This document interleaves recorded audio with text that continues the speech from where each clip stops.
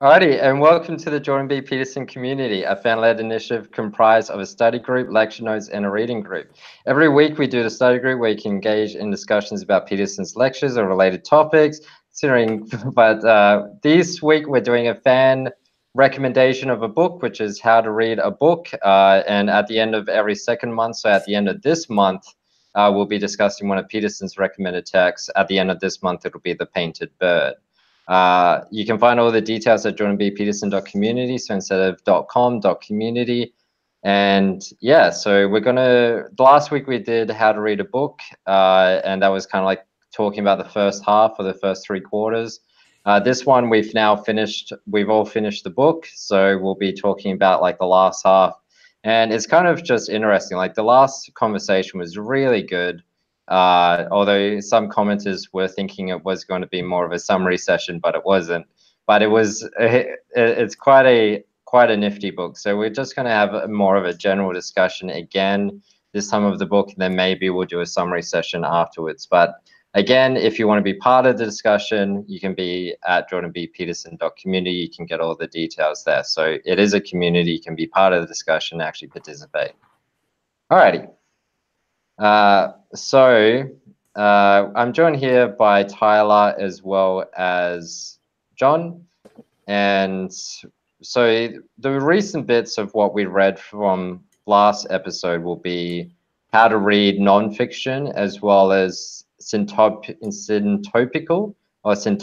reading, which is in the reading of multiple books at once. And when I read the last chapter, it actually finally brought into context all the other chapters. So it's like, oh, this actually makes a lot of sense, because the whole way through, so a recounting of the book, so it talks about how you should do inspectional reading first, then analytical reading, and then I think the last one's syntopical reading kind of thing. Yeah, there's three levels. Yeah. And then, so inspectional is you kind of like skim read it, find out and as you're reading things, you're just trying to get the understanding of each bit or the significant points. Just trying to find out what is significant to understand how the author sees things and what's the author's actual arguments. And once you do that, then you can actually analyze it to weigh up yourself and make up your own mind of what is true and what is not true. Then after that, then you can actually participate and talk back with the author, because you're now on the same page with the author. And however, the syntopical reading kind of goes into, well, we're still practical people with lives to live, and we still are called to action. Like this, this is kind of had a lot of tie-in with a lot of Peterson stuff, which is we're still forced to act.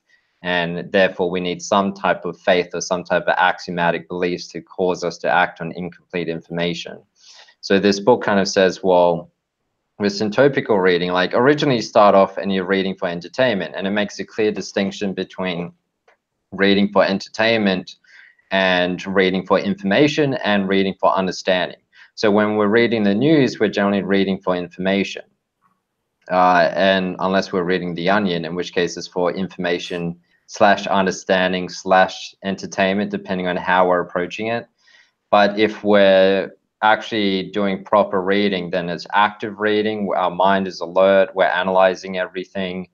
But analyzing everything to try and come to terms with the author, to understand how the author thinks, how the author sees this problem, and whether or not his statements are true. And so we can follow along. And that was a big change. I highlighted this in the last conversation, which was that before I would read a book and I would just highlight things that were interesting to me. So that means every time I read the book, then I would only get what was interesting at that time to me. Whereas if I actually move towards trying to understand everything the author considers to be significant, then I actually understand and come to terms with the author, which includes things that are interesting to me. So that means that I can read the book once expertly and then be able to maintain learnings throughout time that will be valuable. And, you know, a few years later, something will happen to me, which will then make prior knowledge and prior understanding more interesting. which is something quite, I gave the example at the end of last discussion about the movie Grave of Fireflies, how I was able to approach how to read a book and apply the lessons to that movie, Grave of Fireflies, because that actually ties in. It's pretty much like a very common story, just retold and retold. There's a book by Hermann Hesse called The Prodigy, so it's very similar. It's like a movie version of The Prodigy, but for Japanese culture instead of German culture.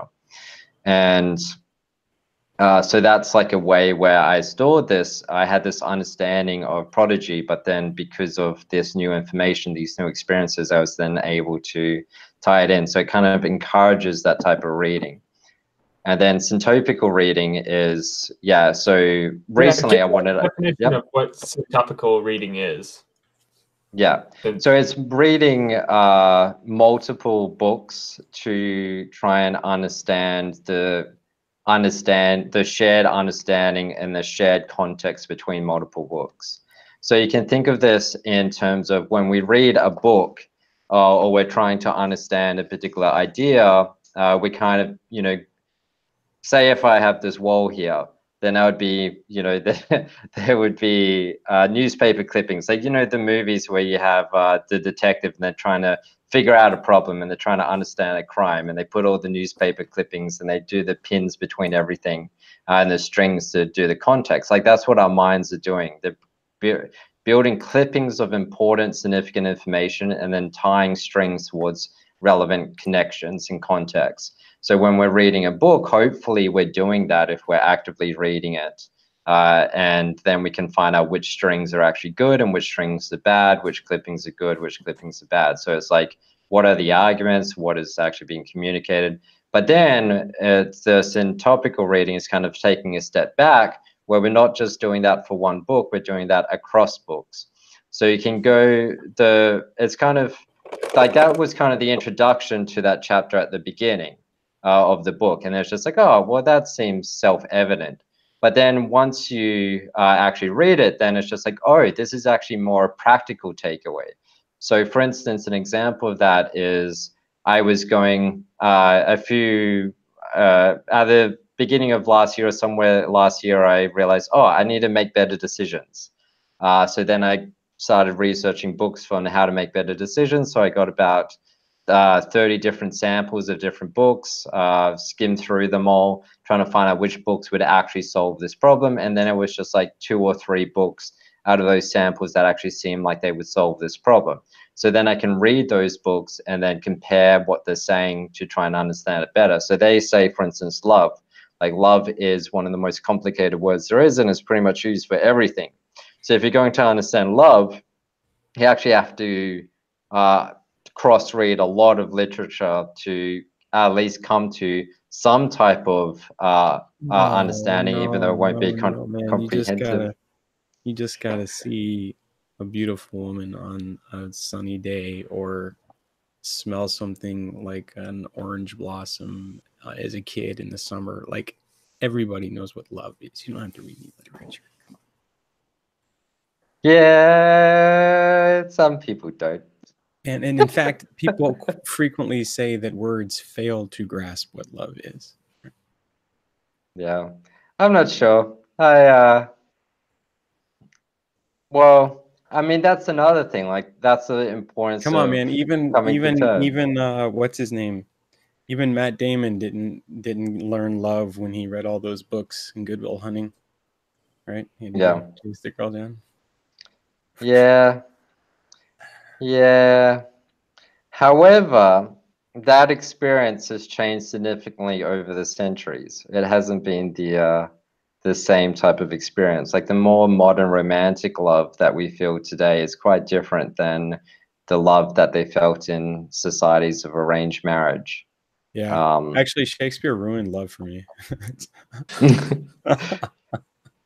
So the term you're using for love does have a more societal context in its application today, which wasn't true across time.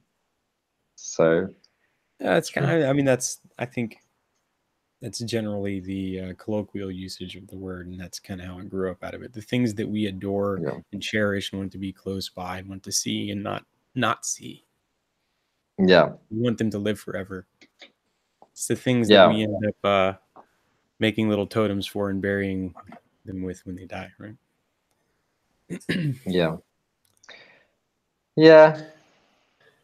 One of the interesting, like, in kind of painting a picture for how to do syntopic reading is, like, he brings up earlier in the book, when you're really reading a book and understanding it, it's you like having a conversation with the author, even though it's like the book's already pre-written. There's not like you can actually have an interactive dialogue. But when you go into a book and have like a certain amount of questions already in your head, and then as you're reading through the book, you're going to be looking at it through those lens of questions. And so like there's kind of that somewhat of a dialogue occurring. But with syntopic reading, it's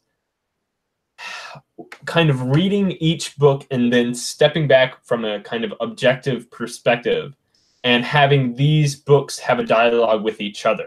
So it's you kind of have to play the middleman between them. So like you realize, okay, this is the argument that's being put out from this book over here. And then this is kind of a differing argument. So I got to take those two arguments and somehow compare them against each other in some sort of way. And it almost felt to me like a jury. Like you're a jury member and you're having to like figure out the case between this and take a purely objective stance and get an understanding from each point and actually like be the spokesman for each point and kind of host that dialogue between the multiple books that you're reading in order to kind of get some sort of understanding between these authors that are writing 500 years apart from each other. It's very interesting.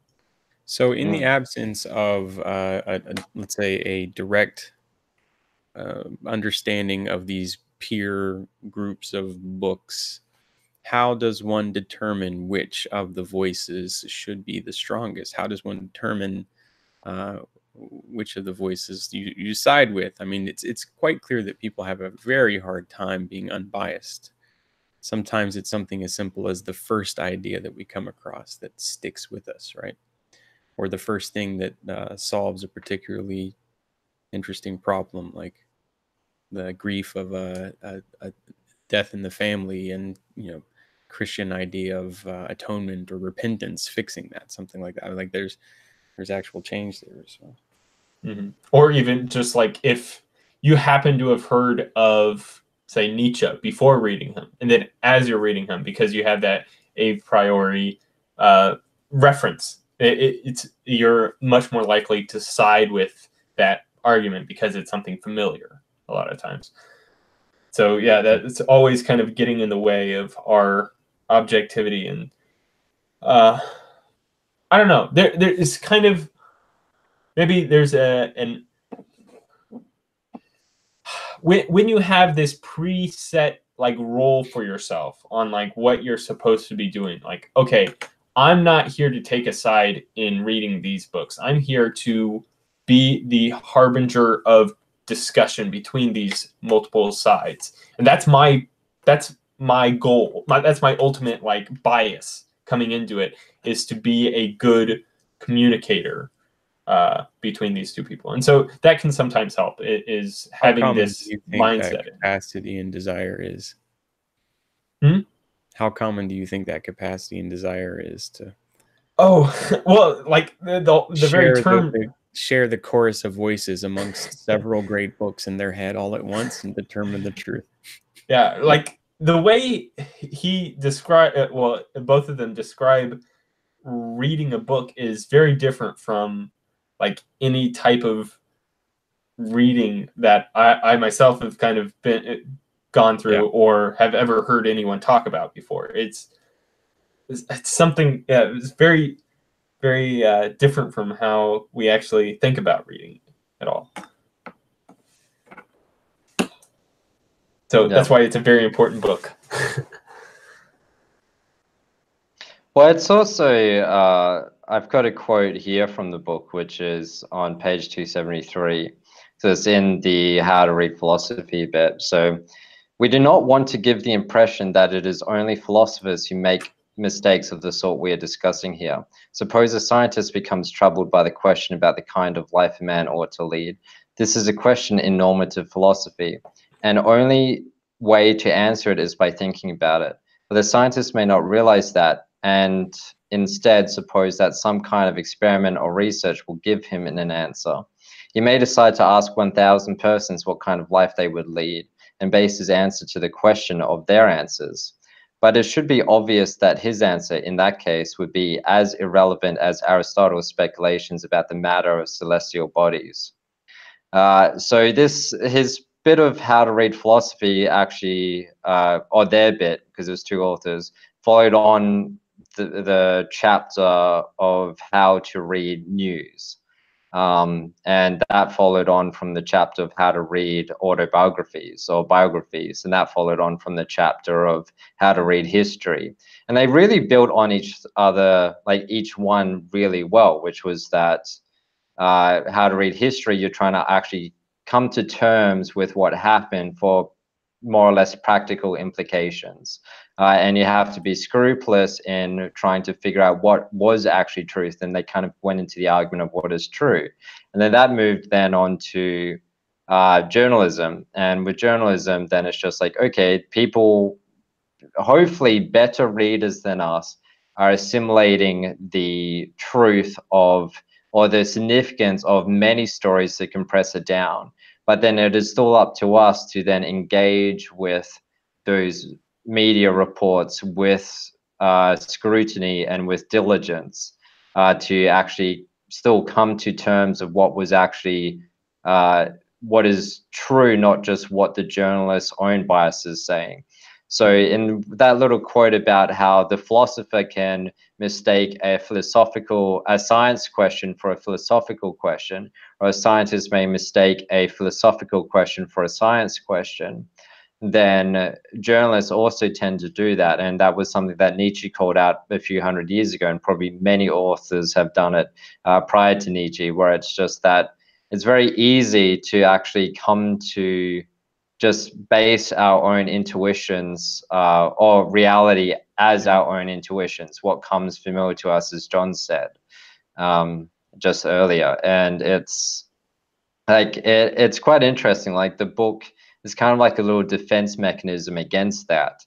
Like, it's kind of like, don't just, it's kind of like how to shut off autopilot and actually like take control of your mind again, which is something that a lot of, like, that's like the goal of How to Grow Rich by Napoleon Hill, which is to gain control of your mind.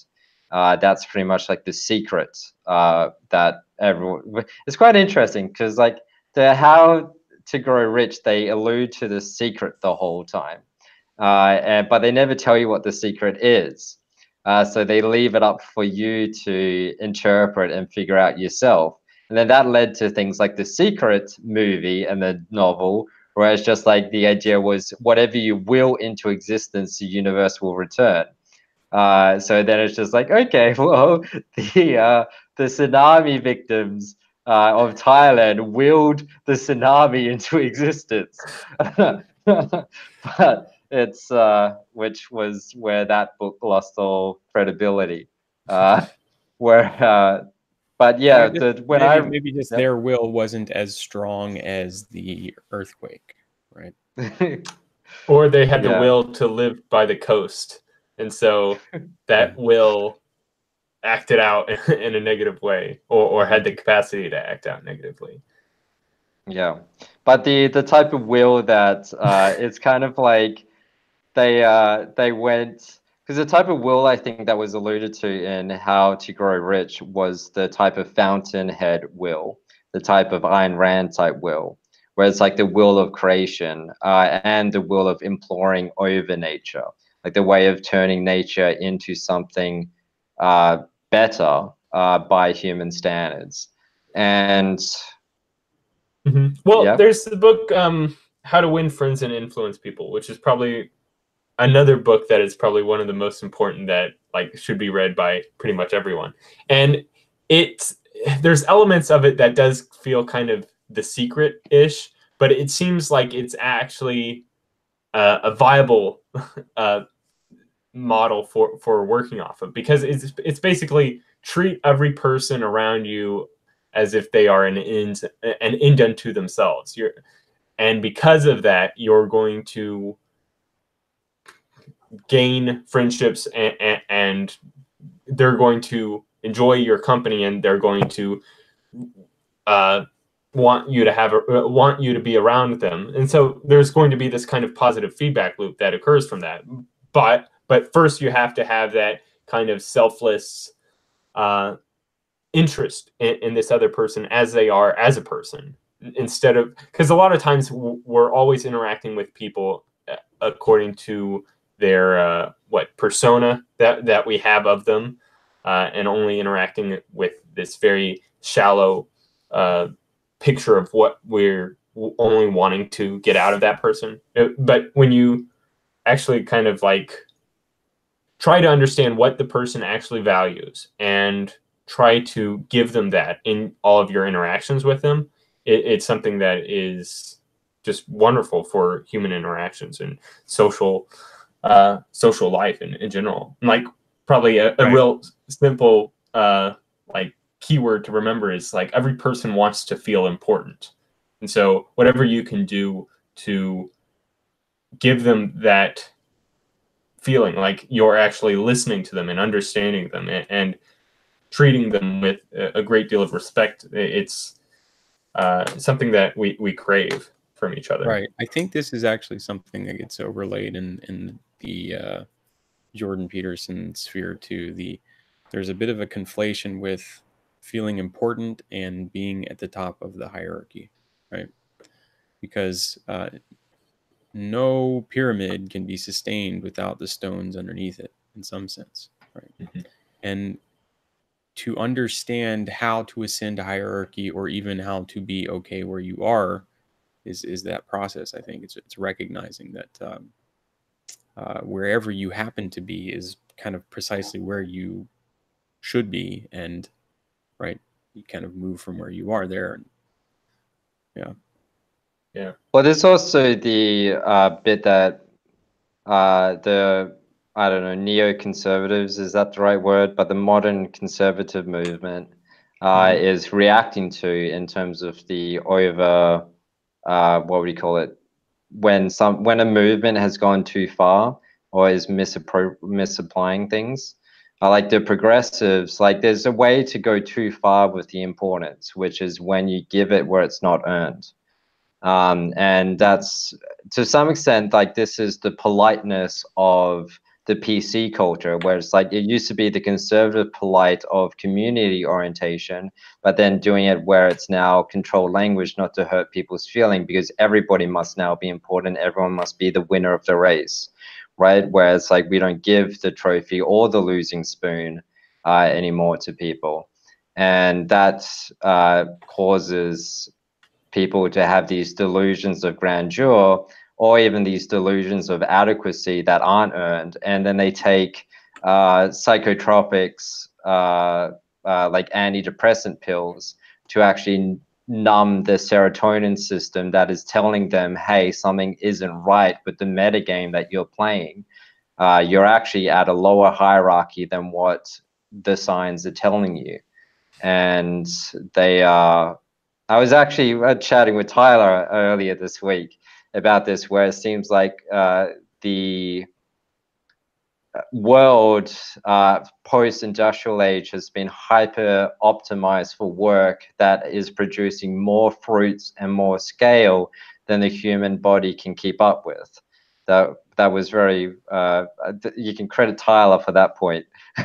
I'm just reiterating it. But it's fascinating how much waste we produce, right? I mean, yeah, so crazy. But then the thing there is just like, well, the economic system kind of incentivizes more growth, more jobs, more work, without incentivizing stepping back in conversation. Like, you know, especially with like VC capital tech, where it's just like, oh, you have a crazy idea. Here's $10 million to just go explore it, or $1 million or $100 million. Go crazy. It's just like 100 could fail, but we're just wanting that $1 billion company, right? We just want that one that's going to blow everything out of the ocean, rather than actually being like, hey, let's actually step back, talk about things, figure out whether things are going to be good, or let's try and get all of the things to compete. It's just like, or even within a company, then it's just going to be, let's work, and then you can't tell the boss this isn't going to work because it's meant to work. Like most employees are just so cowardly when it actually comes to honest communication with their boss. Let me divert for a second. This is something really funny I was thinking about, right? Because of the way that we use digital currency now, it's like the primary driver of almost all transactions, especially in the tech world. And this includes like traditional currency and crypto. But if you reimagine that abstract form as a kind of invisible coin or stack of coins that people kind of walk around with in their hand, right? You can kind of see them downtown in San Diego or in Silicon Valley with the stack, and they're just pretending to hand each other coins in the normal exchange, right? If you imagine that instead of the digital transactions that are occurring, what you see is what's really going on. All of these people are working with each other and exchanging this invisible stuff that they're all just kind of agreeing is worth something incredible and that they can do more stuff with. Isn't that weird? Like, it's weird that it works too, because it's so strange. Like everybody's just working, and like we get so caught up in what economic productivity is and all this nonsense is. But when I try to think about it that way, it's just so strange that it's simply this belief of the thing, right? That it's valuable, and that is what motivates people to keep doing the thing that they got the thing for, right? It's so weird, right? Like what the hell? So when you read a book, like, what are you getting out of it? What's the resource? Why are you spending the effort, the energy to scrutinize its pages, right? Why are your eyes being led along like a dog being walked in a park? So what you're saying is like the procrastination bug kind of thing, where it's just like whatever you put your attention to, it just consumes more attention or begs for more attention. That can be bad forces or good forces, or it could be like, if you're playing the rat race game, it just begs more and more from you to continue playing it. Well, if or it resonates, yeah. Well, but I don't know. Some people, well, I guess resonate can be positive or negative, because people just certainly fall into the hamster wheel of maladaptive habits equally. Mm-hmm. So I guess just the conclusion, I guess, is that people are easily willing to take part in a culturally held belief insofar as everyone else is also taking part in that belief, and it's providing some sort of positive utility for them. Yeah. I mean, it's hyper delusional in some sense. When you look at it from a particular perspective, it can be totally delusional that all these people are doing all these things for essentially invisible numbers that are just flitting around. Like, that's just really odd, but people do it. Mm-hmm. And but we all just agree that it's okay, and we've all kind of gotten to this point. You're like, oh, but that's just how it is.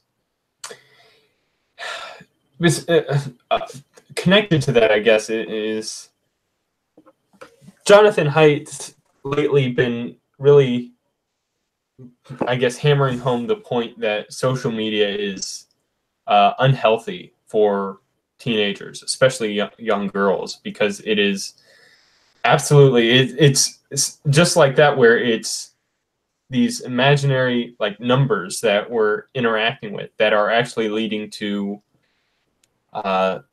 depression and actually like feelings of status betrayal, and there's a lot of it that like I wish if we could visualize this, right? If we could like make little avatars for people to see when they log in, and you have little meter bars, right? Okay. And you've got a little dopamine meter bar, and every time you log in, it like shoots up, right? And you've got it shows like a little bar that you, and if you cross this bar, you're venturing into oversaturation territory and into addiction territory, right? Something like that. And it Yeah, just but kind of then lets you know. the parent drops off your internet, and then you go decide to walk in front of a truck. Maybe, I don't know, man. Like you can have like 5 or 6 other bars that are all measuring other stuff, like how many sad things you've looked at, and maybe you can monitor those bars and then kind of get it.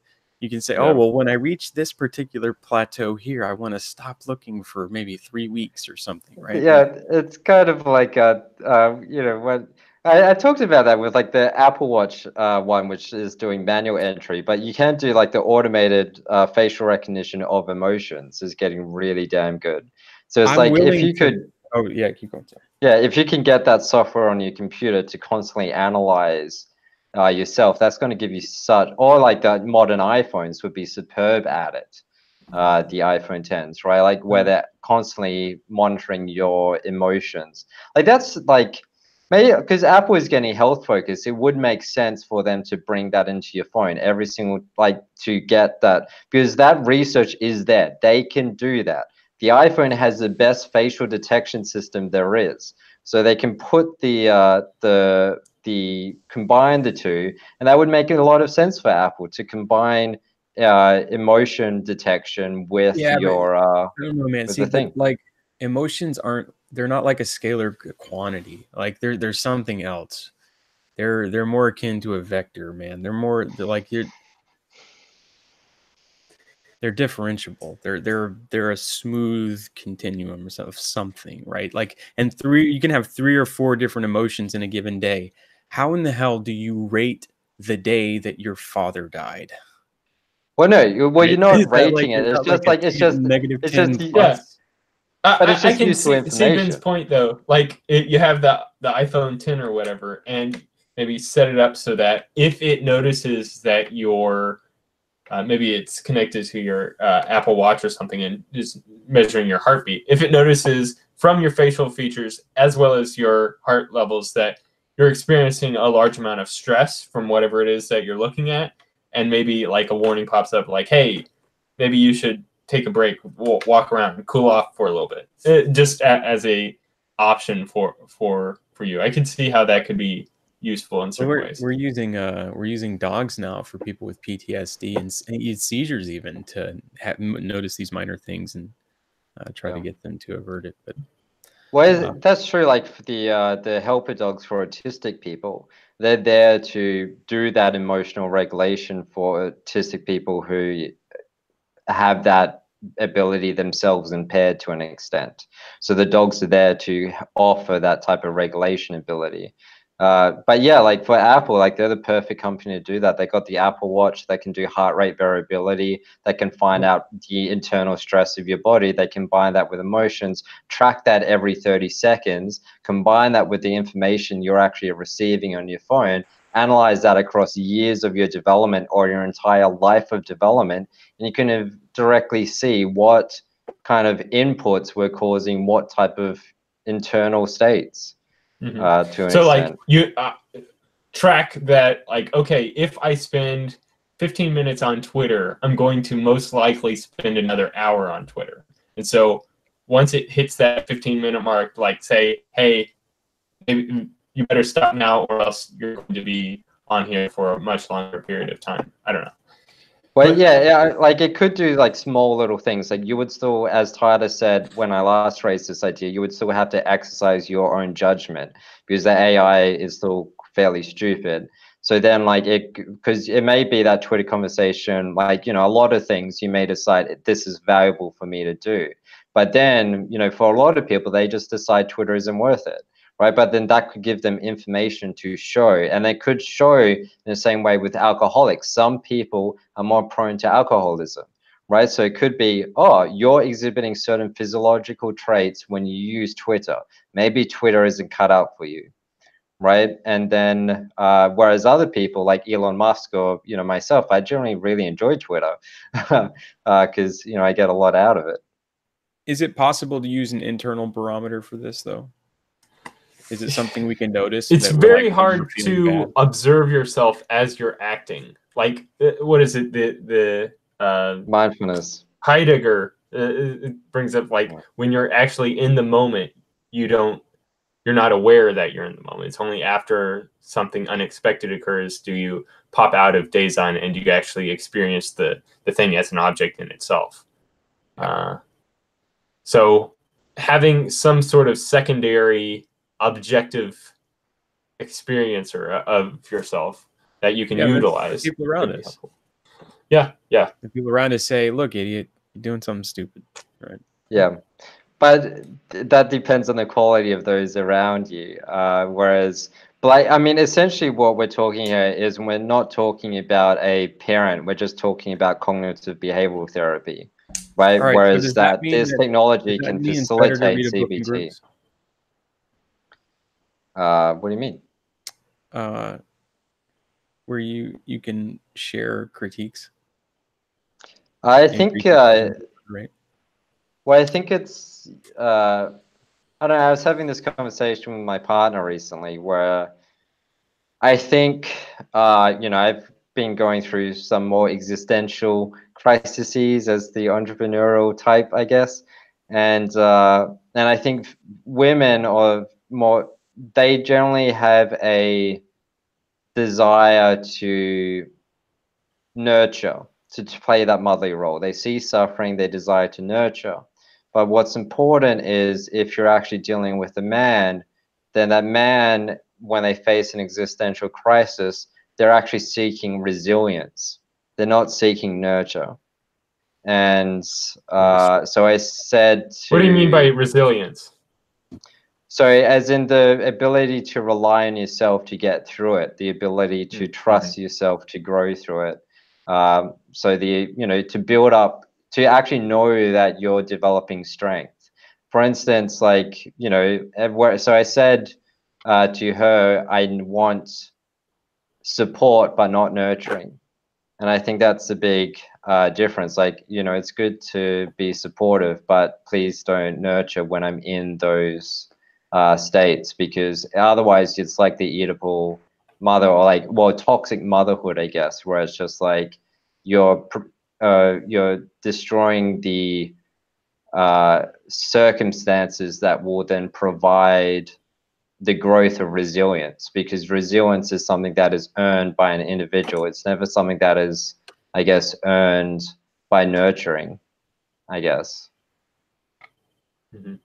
Yeah, and I don't know, with their modern culture, we're very much, it's hard for us to take criticism from others, because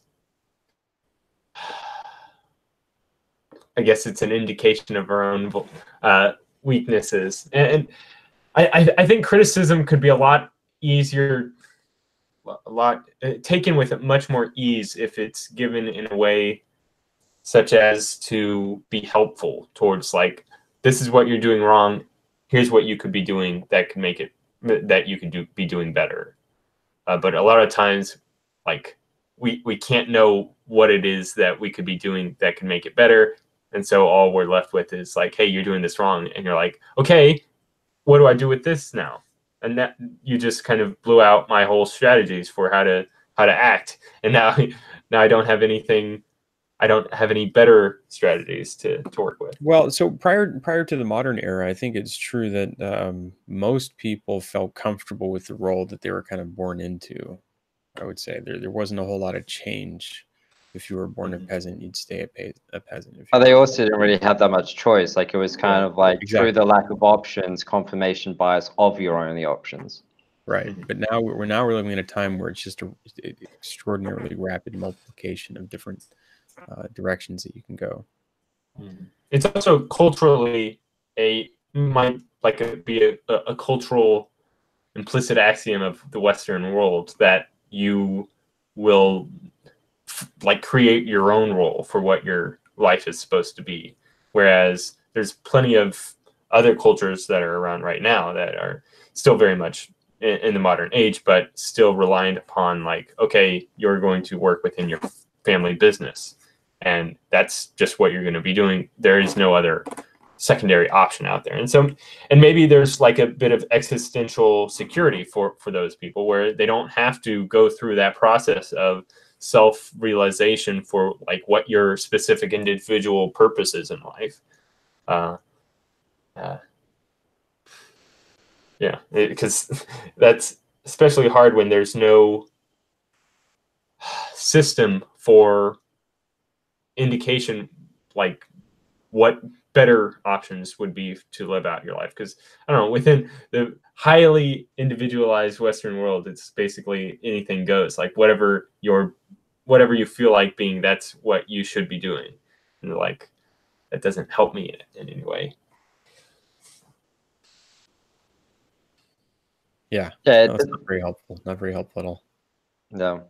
It's also like the reason why it's not helpful is it's just hedonism, and hedonism doesn't tell you at all why you should pick hedonism.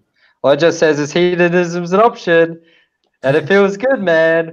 But it doesn't actually like tell you why you should pick hedonism, and that's the why is the thing that hurts. And there's actually like in the book about philosophy, they actually said, I have the quotes fairly recently in here. It was something like those quotes, which was like, a man without a why finds it hard to live, or that's a very there's kind the of an adequate Nietzschean quote, paraphrasing. like he who has a why can bear almost anyhow. So that's probably it. And no, without having without having a why to your existence, you're essentially left with nihilism or hedonism. But boom, take that, feminists. What chromosome we got? What chromosome do we carry? That's right. Give me a why. That's right. Yeah. Okay, no, so here we go. It's so Socrates may be saying it when, in the Apology, he asserts that the unexamined life is not worth living. Plato seems to be saying here, though not explicitly, that it is betrayal of man's deepest nature to refuse to join for whatever reason in the search for truth. So this is, however, I think this is something that needs to be activated in people, this type of longing or this type of duress. I don't think it comes naturally. I think while you're riding a coddled existence, you're riding the reality of a child. And a child is all about protection and virtual reality. It is existential projected reality. It is never about actually interacting with real reality and changing, or it's not even like comprehending existence. It's just like, I'm in my bubble, I'm happy in my bubble, I will live in my virtual bubble, do not mess with my bubble. And you see this with games, like all video games is virtual reality. It's just living a fiction as if it's you. Now, just like reading fiction, there is benefits to that. But when a marketing company is saying, like, for, you know, you watch the E3 sports games and things like that, and it'll be like, you are a ninja in the 1800s. This is your mission, kind of thing. It'll be like, well, yeah, that's good for immersion stuff. But then it's just like, the people who identify themselves as gamers, it's just like they just use gaming as if it's alcohol.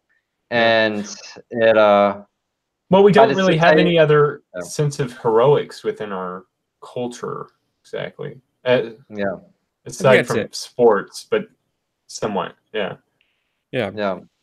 It's taken over much of sports, and in fact, there's a significant overlap in the industries now that the sports industry are now starting to prop up the gaming industry, and it's starting to mimic. But men want that hero's journey to go down, and our culture has no system in place for them to actually go through that. I mean, well, we did, we did, but it's with the creation of the digital age, we've created a new niche. One where the kids who couldn't compete on the soccer field or the baseball field can now compete in another way, and or people that just have a preference for it, right? And But that's it's kind of what the also, game industry was initially. but before with sports, the rules of the game are clear. And that's also the advantage of esports or any video game. There is a defined rule set that you must figure out and conquer, right? And adapt to and adapt and adapt and climb that hierarchy of that rule set. So you can say, I dominate that rule set. I am the, Right. what is it? The closest to God I can be in that rule set. And people respect me for that in that subculture. Whereas the rules of the game for life, especially since globalization kicked in and threw everything up in the air, then it's just like those rules aren't known to the everyday person. However, you have people like Elon Musk or, you know, the elite class. They know those rules very well, and they've been able to exercise those rules diligently. But then other people, you know, anyone who's not of that, then we're struggling to figure out those rules to be able to imitate the game that they're playing. Yeah. Well, I don't want to play the game that Elon's playing. No, thank you. No, thank you. Let him play it.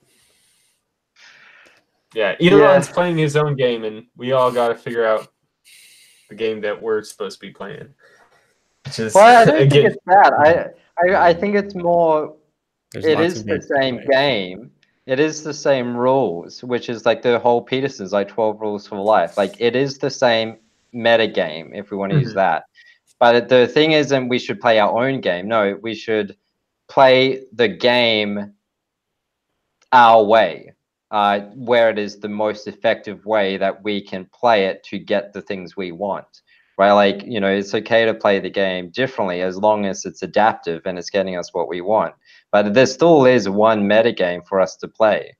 Unless you are in a nationalistic country that is free from global force, where it is a controlled environment, then there is a game locally and there's a game somewhere else locally, and then they can play the little national games. And that's fine. But then as soon as you do globalization, then it's just one hell of a metagame. But it's, I mean, like how is Warren Buffett competing with Elon Musk? Well, no, they don't need to. Well, they can also be collaborating. Like a game doesn't necessarily mean everyone is competing with each other. It just means they're all on the same chessboard, kind of thing. Or no, chess is a bad example because it's only two sides, right? Well, like a more complex game, like The Sims, for instance, everyone, like that's a game, but everyone is I mean, interacting we've and got affecting cooperative everyone and else. competitive games, right? Yeah, there's these two types, but and it's true that it's an admixture of those, right? That's what our economic game is. Yeah. But there's definitely a whole lot of little mini games, let's say. Like the big game is the game of life, right? You can think of it that way, the game of life. And that does seem to be highly competitive. It's something like when a new resource niche opens up, it's filled immediately by organisms competing for those resources. And that's true for looks like every area of life, it seems, even at the level of humans competing for all sorts of stuff. Once the digital age produced a new niche of gaming, the people who were capable and had preferences for it filled it in, and the adaptive hill grew higher and higher. And as it grew and people got better and better at it, they made cooler and cooler games that were more and more skilled. And now you've got like StarCraft 2 and every other game, right? So there's so the same is true probably for the same is true for the development of knowledge in the books, right? That we're discussing, the great books. They kind of push out.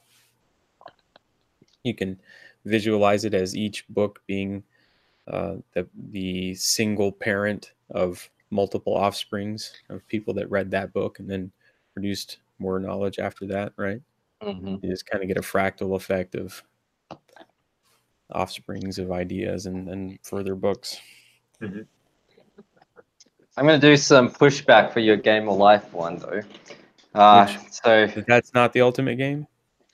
Yeah, so because I would say I think there's two sub games of a bigger meta game. So I think the game of life is a sub game where I think what you were actually describing would be the game of death, which is where people are focused on death, therefore they're focused on competition of scarce resources.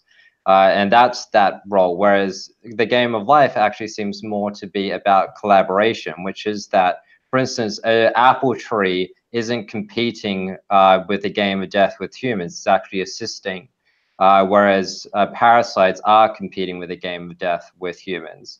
And you can apply that. So then I think there's the meta game here, which is the game of existence, which is the game of expression of will, or imposition of will against everything else. So it's the game of will. So for instance, then, because this then ties in with like a metaphysical concept of reality, which then would say anything that has a will, is there something that exists? So you could say a volcano has a will, a tree has a will, a human has a will, or any system like a computer program has a will.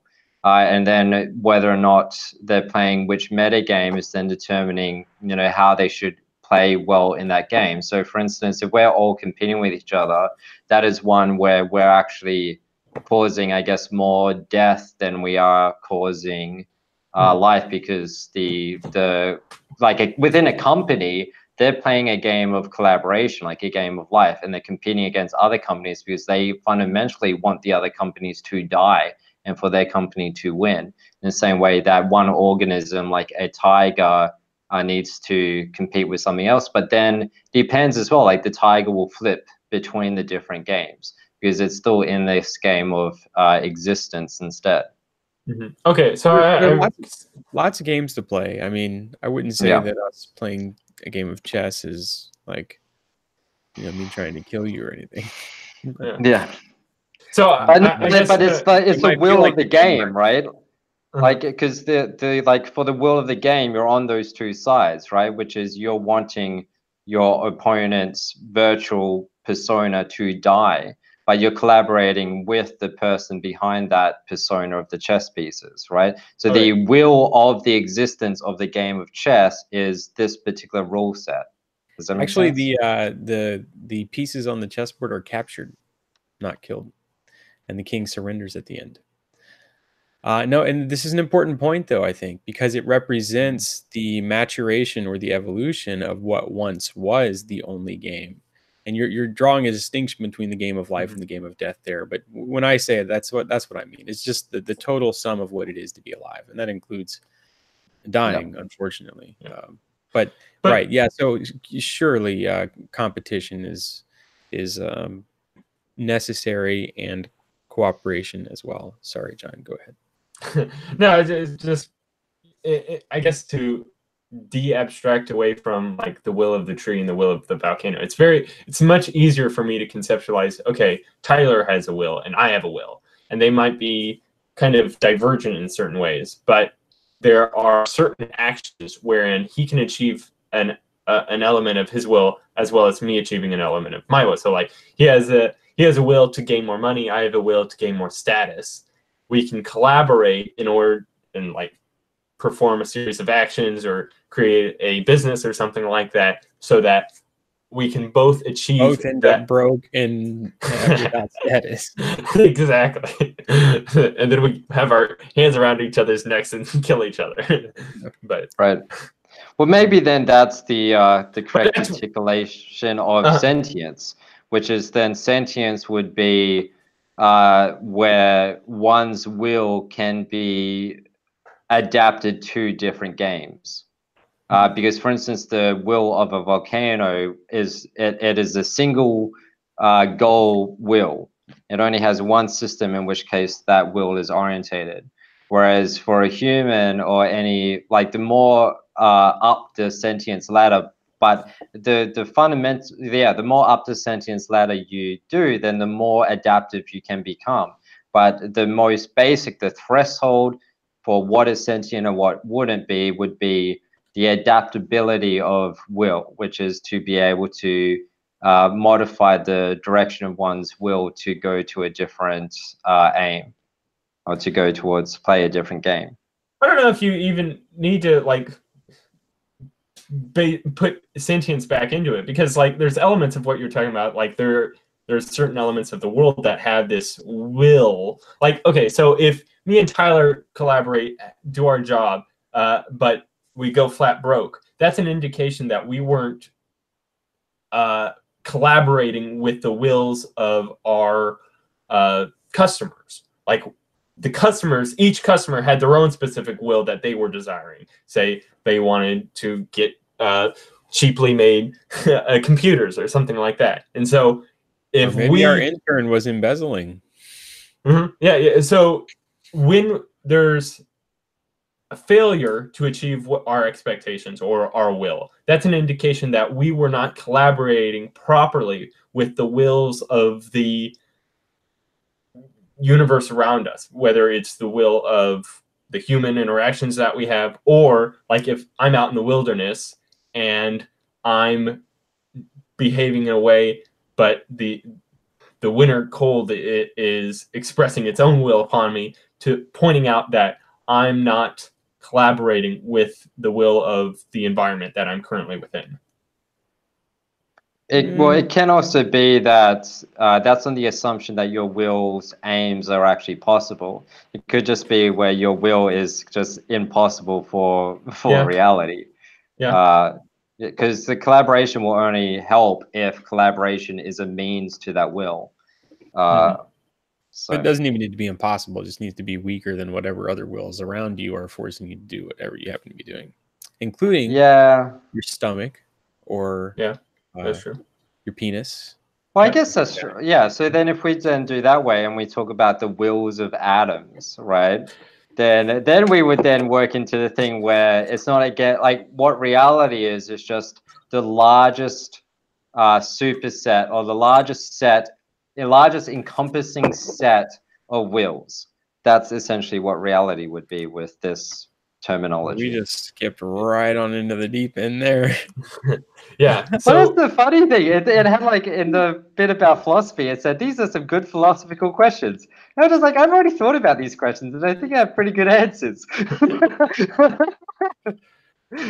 So there is I guess, kind of to bring back into our previous conversation, there was a while I was kind of conceptualizing God as that, where the collaboration of multiple wills into a single unified spirit, or something akin to that, like kind of culminating into the Godhead. And you can, like, if the polytheistic gods are the personifications of the wills of the masses, when those wills of the masses are collaborating into something that is effective within the will of the environment as well, that's an indication of a singular kind of monotheistic force of some sort. That's at one point I was conceptualizing it like that. But that's kind of more in the cosmic consciousness, or like group consciousness element that is kind of out there in the New Age kind of movement. But I don't know, there's a lot of people that I think ascribe to it, just maybe don't. Well, I think the problem comes when people try to imagine some wispy material associated with this distributed consciousness. I think when people try to imagine it, I think they try to associate some unseen connective tissue, right? Like residing in the ether. You don't need you don't need it. It's just a distributed network, right? Now maybe it's entangled in quantum, who knows what, could be, but you don't even need that. It's fine just as it is. Well, that's like the people Deepak like to have their supernatural woo. That's like the Deepak Chopra, and who's the one who used woo for that? It was Peter. No, was it Peter? It was Peter Boghossian when he was arguing with Deepak Chopra, and he's just like, what you're saying is just a whole lot of woo. I don't even know how I argue against it. But I then think it was one of the four horsemen that coined that. Yeah. And yeah, because Sam Harris uses it a lot as well. Because it was Sam Harris, Peter Boghossian versus Deepak Chopra versus someone else, and there was actually a quantum physicist in the audience of this one. And the quantum physicist then said to Deepak Chopra, "With science, everything is contextual. Within a context, these things are true. But when you blow it out of the context of which it is localized, then you completely go into the realms of pseudoscience." And that pseudoscientific thing is like when people heard about string theory or when they heard about membrane theory, they really latched on as if, oh, this is like the hidden hand that moves, or like the God particle was one of them. I feel like this word though, pseudoscience, is very interesting. Okay, very interesting. As though anything that isn't part of physics is pseudoscience, right? Much of what Deepak Chopra talks about is like self-help stuff and medically related stuff. He's a doctor, right? And then he just throws the woo in because it kind of ties some of philosophical ideas together. But well, then, it's like Alex the guy Jones comes in and he says, your woo is untestable in my model of physics, therefore it is pseudoscience, and uses the word pseudoscience, right? Like it's not only pseudoscience, and it's not even trying to be science. Well, oh yeah, perhaps well, it's trying to be a religion, and maybe that's yeah. okay. Yeah. Well, it seems to me it's kind of like a metaphorical model that people really grasp onto, and like it's something that helps them in conceptualizing reality, and like it motivates them as well. But yeah, it's very much like, okay, we see this strange phenomenon within quantum physics, and now we use that same model and then overlay that into social environment. Before I forget, I wanted to bring up this concept and to wrap it back around to how to read a book. Okay, to how to read a book. This is good. So this is how I think about words now. They're like icebergs. Okay, words are icebergs. And they're actually like way worse than like water ice.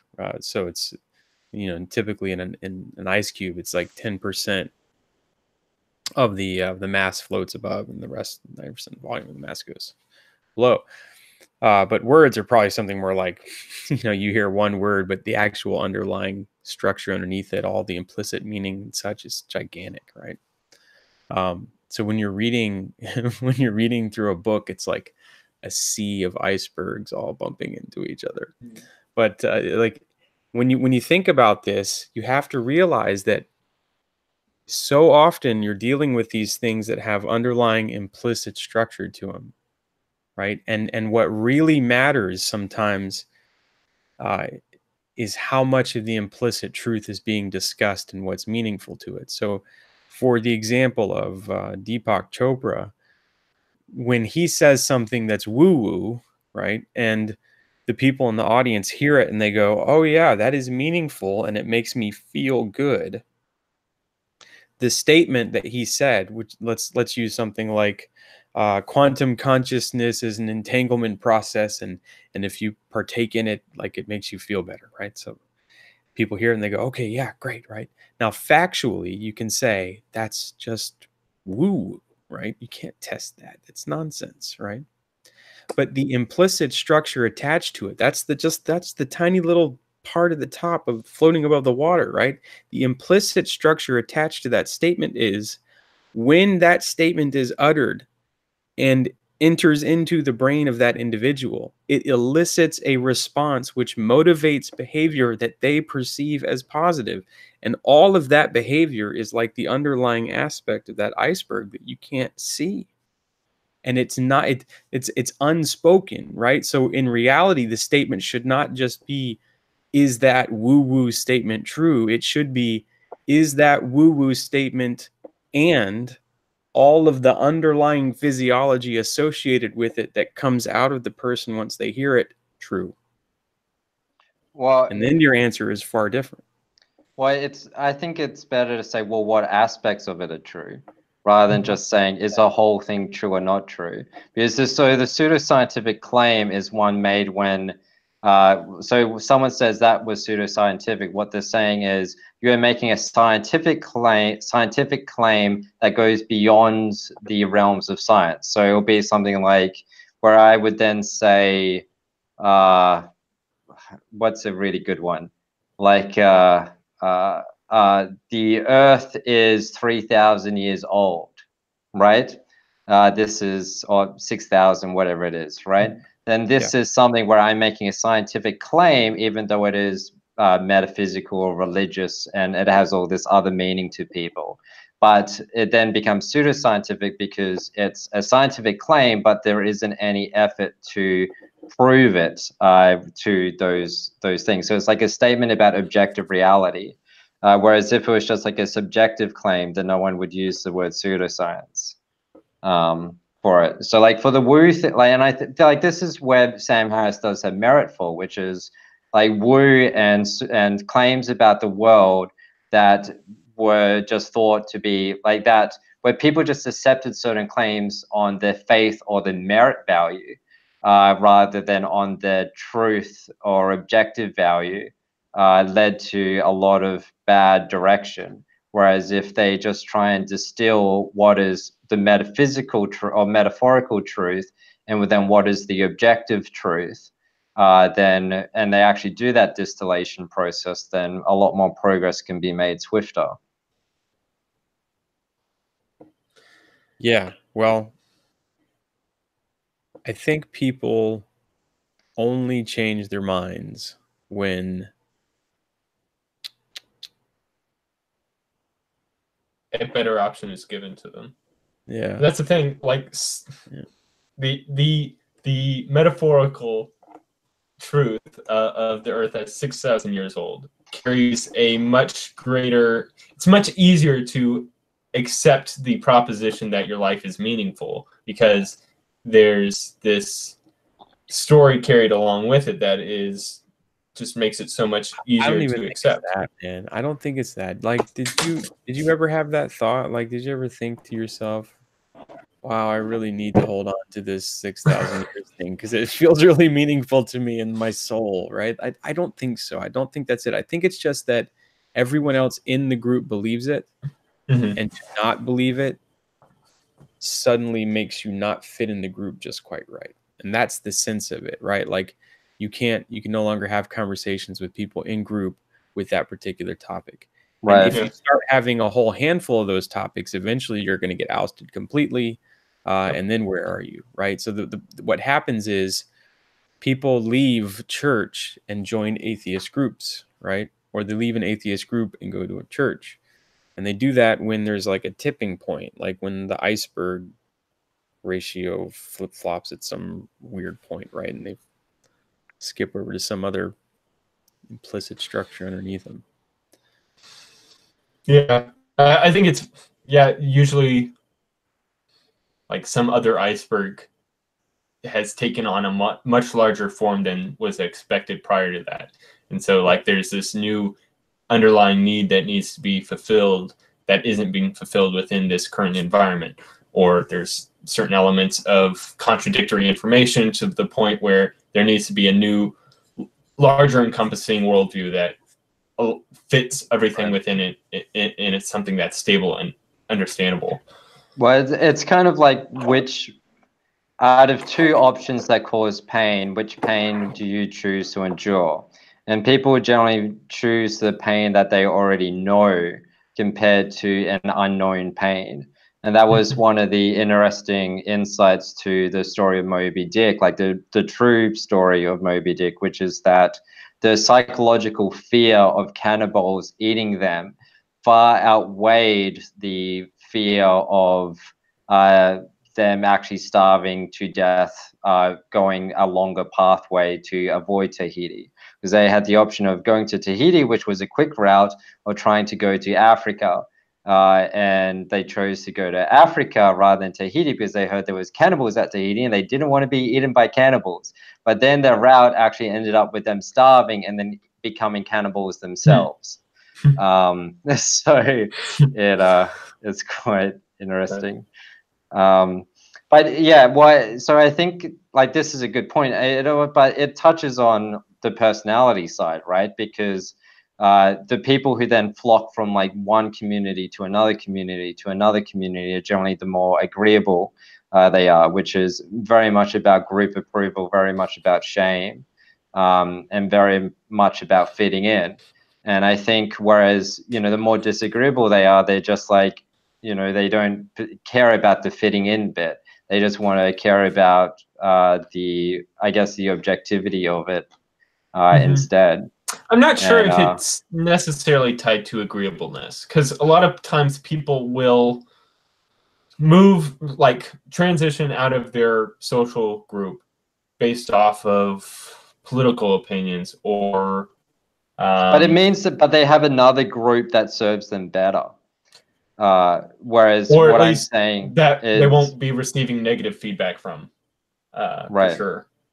Because the, like, at least for myself being highly, and the other disagreeable people I know, they will leave a group without, you know, as soon as they come into conflict with the group, kind of thing. Like they don't actually view themselves as part of a community. They just view themselves as an individual unit coalescing with a community instead. And this is one of the things in the tech world where it's just like the tech industry is a community. And it's just like, no, it's an industry. And it's just like everything is just trying to become this part of this larger community. The university is a community. And it's crazy where it's like I guess for highly disagreeable people, they don't recognize themselves as a smaller part of some whole, some larger whole or larger sum. Whereas for more agreeable people, they describe themselves by defining their relationship to others primarily. If you agreed with someone 100%, they would be you, right? Yeah, so, yeah, I see that. Okay. So agreeableness leads to essentially mimicry, which is why it's kind of stuffed in there, I think, with the conservative mindset and the kind of thing that takes place in a lot of churches. It's also the desire for solidarity. It's just like, no, you don't want everyone to be the same. It's just like anytime anyone's doing a protest, it's just like we have to come in solidarity for this issue. And it just puts their hairs on the back of my shoulder every single time I think it's just repulsive. It just makes me want to vomit. It's just like, it's just like it's just so baffling to me that there's a group of people that hear the word solidarity and I think this is a heartwarming notion. This is something that makes me feel comfortable because I hear that word and I just want to like, my God, it's horrible. So this very much fits within Tyler's point about these icebergs. So you have this underlying like submerged aspect of the iceberg for the word solidarity, and underneath it's all like dirty and clawed and broken and despicable. But on the top it's just a simple kind of sheet of ice, and then that same simple type of sheet of ice for an agreeable person underlying is beautiful and luscious and glorious. And so there's very much these like allergic reactions or positive reactions that people have to these types of concepts. Well, I've been reading actually for the sake of being more what do we call it? Go to an Ayn Rand convention and say the word altruism. Exactly. What's the word? It's like more. It's not violent. Like no, more violent with my communication. But I mean violent in terms of like the Blink-182 song, which is like "Love is Violence," where they use it like more like impactful, I guess, or ferocious, ferocious, frenzied. Not ruthless moves, but just like they actually use the word like it's something like kind of like provocative. Do you know what I mean? Like where you get the word and it make it more, or you know, the progressive would use the word loaded. So just to use more rituous, uncontrolled, unrestrained, uncurbed. No, those are not really vehement. I don't know. More. Okay, well, people know what I'm trying to get at. I have to find the word some other time. Okay, so like But emotionally laden word usage. Is that what you're? yeah, well, more impactful, like Okay. emotionally impactful, Okay. right? Gotcha. So back. for more emotionally impactful language for this, to make it more memorable of a distinction, I've been reading a lot of books on tribes. Like tribes just is something that naturally fascinates me, probably because I'm so close to Asia, and you know, I like to hang out with. It just fascinates me. But the you would think of this like, so in Asia, like again, sanitation is a really difficult problem because it is a developing area largely. Well, obviously South Korea and Japan, not really that much of an issue, but in a developing nation, sanitation is hard. Women have huge sanitation needs. Western women kind of want to push that all under the rug. They like to pretend they don't actually have periods. But Some of them don't. yeah, and whereas in Asia, it's just like I'm always surprised at how candid women are about talking about bodily functions and periods, kind of thing. And so anyway, I was reading a thing, and there's actually a tribe in Papua New Guinea, semi-nomadic people. Their coming of being story, the Dreamtime story, more or less, their origin story is that the men came, or men as in men and women, came from the cave, and the men slept on their own, and the women had their own camp. And one day, a man decided he was lazy, or he was sick. He feigned he was sick, and then all the men went out, and then he slept with all the women. And then that caused jealousy within the men, and anger, and all the other emotions of scarcity. That is the plight of a modern human. But what's also interesting is there's also big divisions of sexes in Asia, and one of them is like for temples. You're not allowed in a temple, like a holy place of cleanness and purity, if you're on your period. And it's interesting because what the humanitarian people drop when there's a typhoon or a tsunami, whatever, when there's a natural disaster, is they drop rags for periods, right? And they call them rags because that's what you use when you don't have tampons. You use rags. Rags are cleanable. You can use them many times, right? And it's also like in Australia, we have the term the woman's on the rags as the description of periods, right? But then, okay, so for this, I promise I'm tying this back in. So solidarity can be viewed as a synchronization of women's periods, whereas the opposite of solidarity can be viewed as the male on walkabout. Okay, so what is on walkabout? Oh, okay, like the tribal term. Okay. Yeah. I mean, I guess, but I'm just not sure why we went that direction.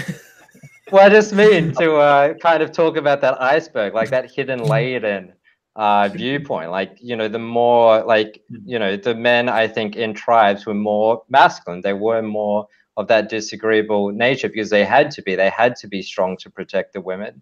And, you know, and the women were more feminine. They did more operate in solidarity. So I think there is an interesting, like, it's kind of built into the origin story where it's just like, okay, like, do you see what I mean? Like there is a metaphysical or metaphorical truth that has arisen through being to explain this I phenomenon. just feel like there's a lot of examples we could have gone with.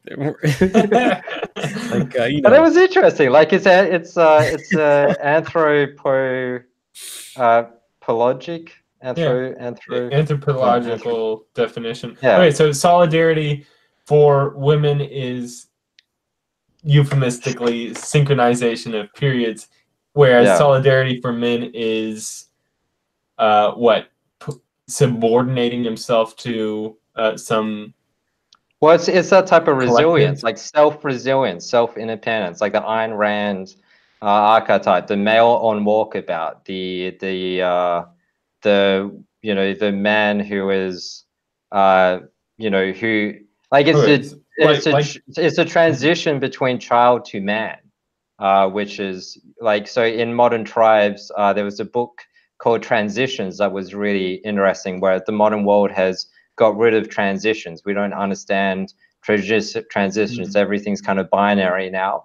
Whereas before there was a clear transition between a boy and a man, and that was done usually through a horrific act of, in some tribes where the men would, the women would, like they would, you know, they would play it up like a drama kind of thing. So the women would try and protect the boy, and the men would grab the boy, pin him down, and rip off his foreskin, and then throw him out into the bush, and he wasn't allowed to come back for a week, right? This is one more of the Amazonian kind of stuff, right? So it's just, so then it's kind of like, that's the separation, where it's just like this patriarchal man is without foreskin for them. This is easily one of our most exciting discussions. Yeah, like what we had like 30 minutes of that. Was it just you and me, Tyler? We were talking about like why it is that foreskin became such a culturally embedded like symbol. And so, yeah, there was something akin to. They used to save that stuff for. No, okay, I'm not going. It's something akin to like, it's kind of the most treasured aspect of a man, and so to give up or to have that element taken away is a huge act of subordination to either the tribe or to God or to whatever it is that. Yeah, you can't fake it either. You can't. Fake it. Like that's not like, that's a social signal that is very costly. Yeah. My theory about foreskins, about circumcision, still is that it was done religiously to, like, at least in Christianity, to prevent masturbation, because it makes masturbation more difficult, in my opinion. At least that's my thoughts on it. It's got a lot of older heritage than just that, because like primitive tribes do have circumcisions to their young men.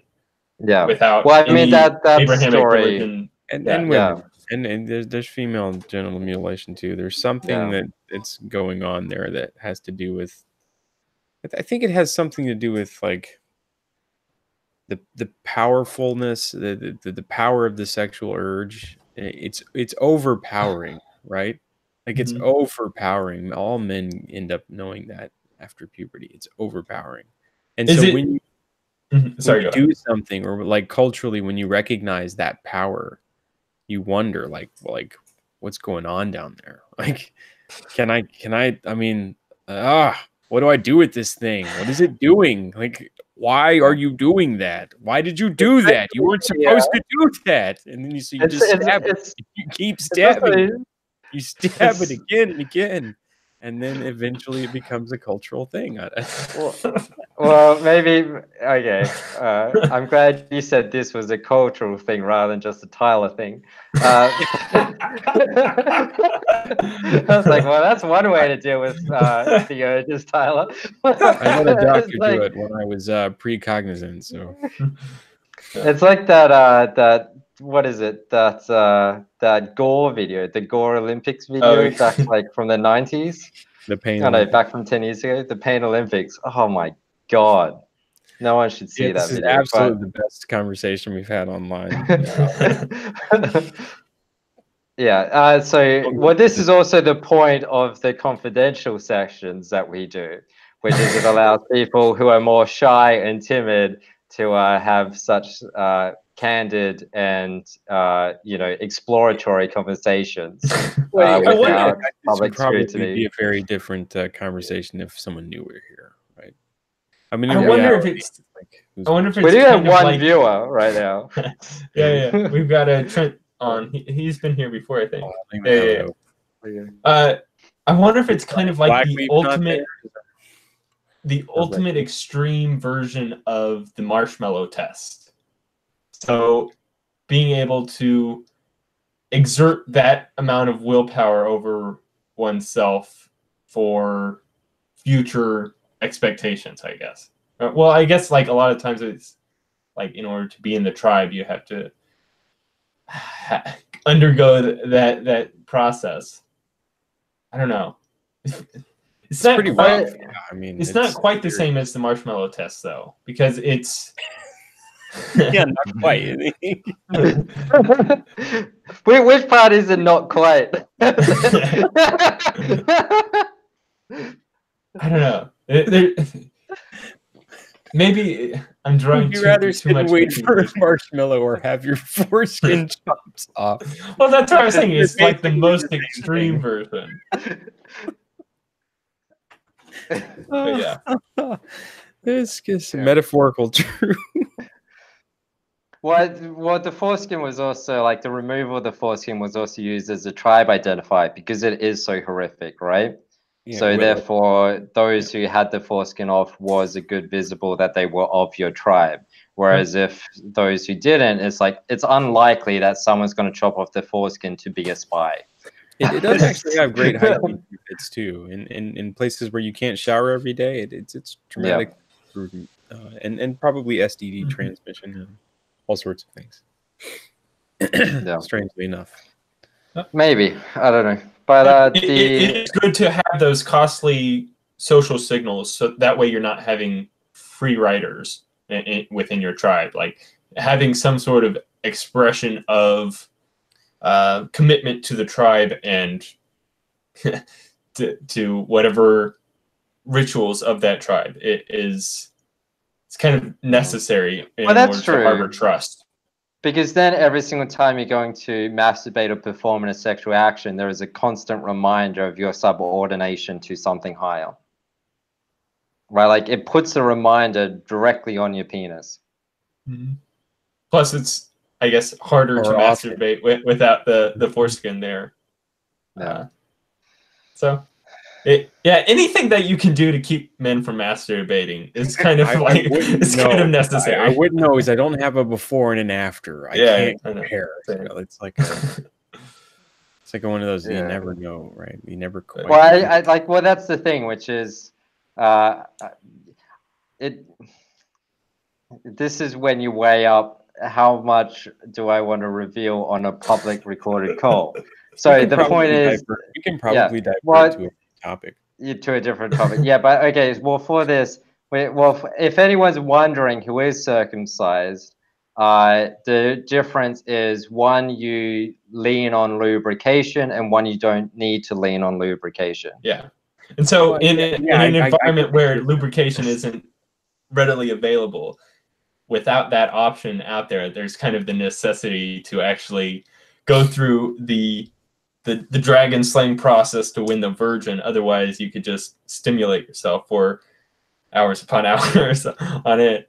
But yeah, now in the age with free porn all over the internet and lubrication to the heart's desire, it's much harder to gain that willpower to actually slay the dragon. So, are you saying we need more drastic circumcision? We need we need to take all the skins, not just kids. We need all the skins.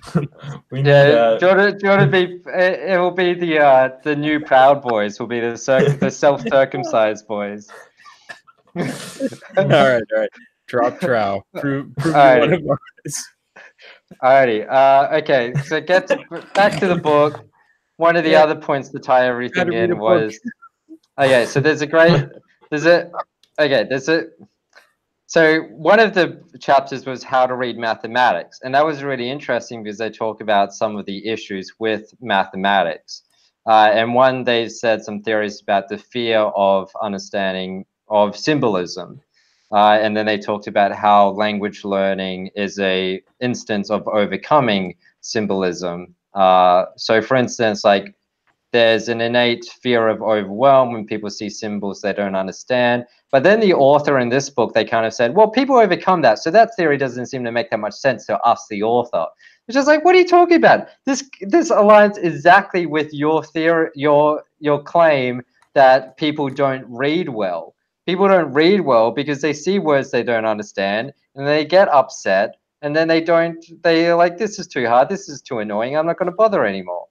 it's the same thing with mathematics. So it's just like, so that's true. But so they, and rather than saying that it was that reason, they posed this other reason. So I think they're wrong on that, but they are really right on this other reason in addition. So the reason that they said is, the subjects of ordinary discourse are mainly emotional facts and relations. Such subjects are not entirely comprehensible by any two persons, but two different persons can comprehend a third thing that is outside of and emotionally separated from both of them, such as an electrical circuit and isosceles. How do you say it? Isosceles triangle, or a syllogism. It is mainly when we invest these things with emotional connotations that we have trouble understanding them. And I think so it's kind of saying we need to actually, like, look, you have to also take into account when I was reading these later chapters that this was a book originally written in the 40s and then it was revived in the 70s. Because I think if they rewrote, like, could do a modern revision, they would realize, holy shit, like, because there's some of the few things. There was one thing where they were just like flat out wrong in one of their predictions that I thought was really funny. Let's see if I can. No, it's not gonna. Damn it. Yeah, so I wrote one. I was just like, but okay, I'll look for that as an aside. Okay. But yeah, it's just interesting because for this emotional thing, like, this is part of the modern progressive and politically correct language, that words are violent because they hurt us emotionally. Therefore, they cannot separate words from the emotions of the words. And this is a problem with, like, the same people would be bad at maths for this reason, which is kind of what they were explaining.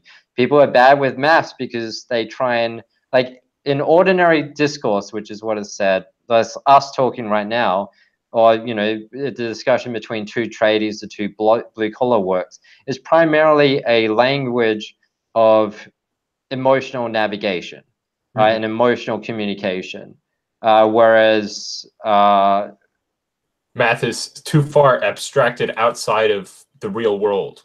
And I want to, like, that seems to kind of make sense, like, at least for myself, why math never took hold, because it was like a different language that had no bearing upon, like, my own understanding of, like, what I can gain from this exactly, especially now in the days where everybody has a calculator that can do more than the Apollo space program in their pocket. It's like, what utility do I gain from understanding this mathematical language? And, like, now I'm currently becoming more interested in syllogisms and different things like that. Because they have they have a capacity, they have the power to make me sound smarter by using syllogistic arguments and appear more rational. That's one reason for why learning logic can be useful. But yeah, with math, it's kind of like too far outside of what we care about. And, like, maybe that needs to be part of the education process is money. money. That's all math. It's well, it's also funny as because I don't know, when I was growing up, all the math teachers were like, "You're not going to have a calculator when you're an adult." Yeah. 2 years from now, you're going to be shoving the calculator in your temple. Yeah. Yeah. Well, that's what Musk's working on with Neuralink. Yeah. Yeah. I spent so many years as a kid working on doing math in my head quickly. All for naught.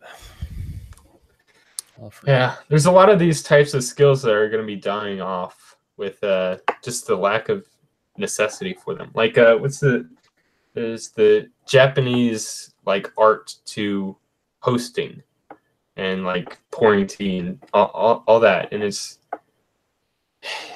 kind of sad because it's like obviously some subculture that was highly important to them as a people, but it's something that it's kind of lost its reasoning for why it was practiced.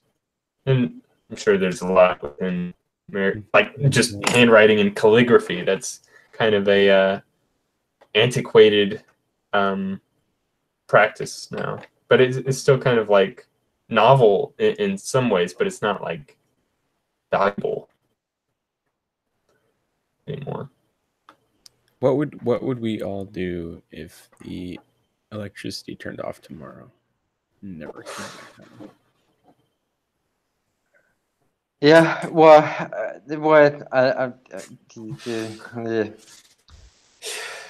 well, I think for a lot of us, I think at least for me, right? But I would say this applies to many people, which is that this awareness of this global game forces us to feel that that is the most significant thing that we are to play. And then to be disconnected. So this is one of the humanitarian things I'm thinking, which is that like the internet now is as important to people as water or food, in the extent that they have the ability to interact with this global landscape rather than just consume it, because otherwise they would consider their TV to be as important as water and food. But No, the internet is this two-way. Not really as important as I know, but water. yeah, but that's why I said they would consider it. Like here, we've been given a TV Who would consider it? Sorry, I missed that. Yeah, so like say I've just moved out, and one of our tradie friends was just like, here, take this TV. And we're like, we don't want the TV. And they're like, no, you need to have a TV. It's just like people who watch TV can't imagine life without TV. Like so many people I know, like, you know, home owners that are TV watchers will have a TV in every single room kind of thing. Like I think in America, like TVs outweigh humans in homes. There's more TVs in homes than there are humans in homes. Yeah, flat screens now, man. Those things are. Yeah, but they have like a TV in their bedroom, and they have like a TV in their lounge room, and the kid will have a TV, kind of thing. And but it's also crazy, like because back when I was a kid, we would play video games by going to each other's house and playing on the same TV, and it would actually be socialization and interaction and fighting, right? Whereas if you're and trust and honor, because you couldn't do the split screen thing, right? Whereas now it's just so crazy. Like kids don't go to. What are you talking about?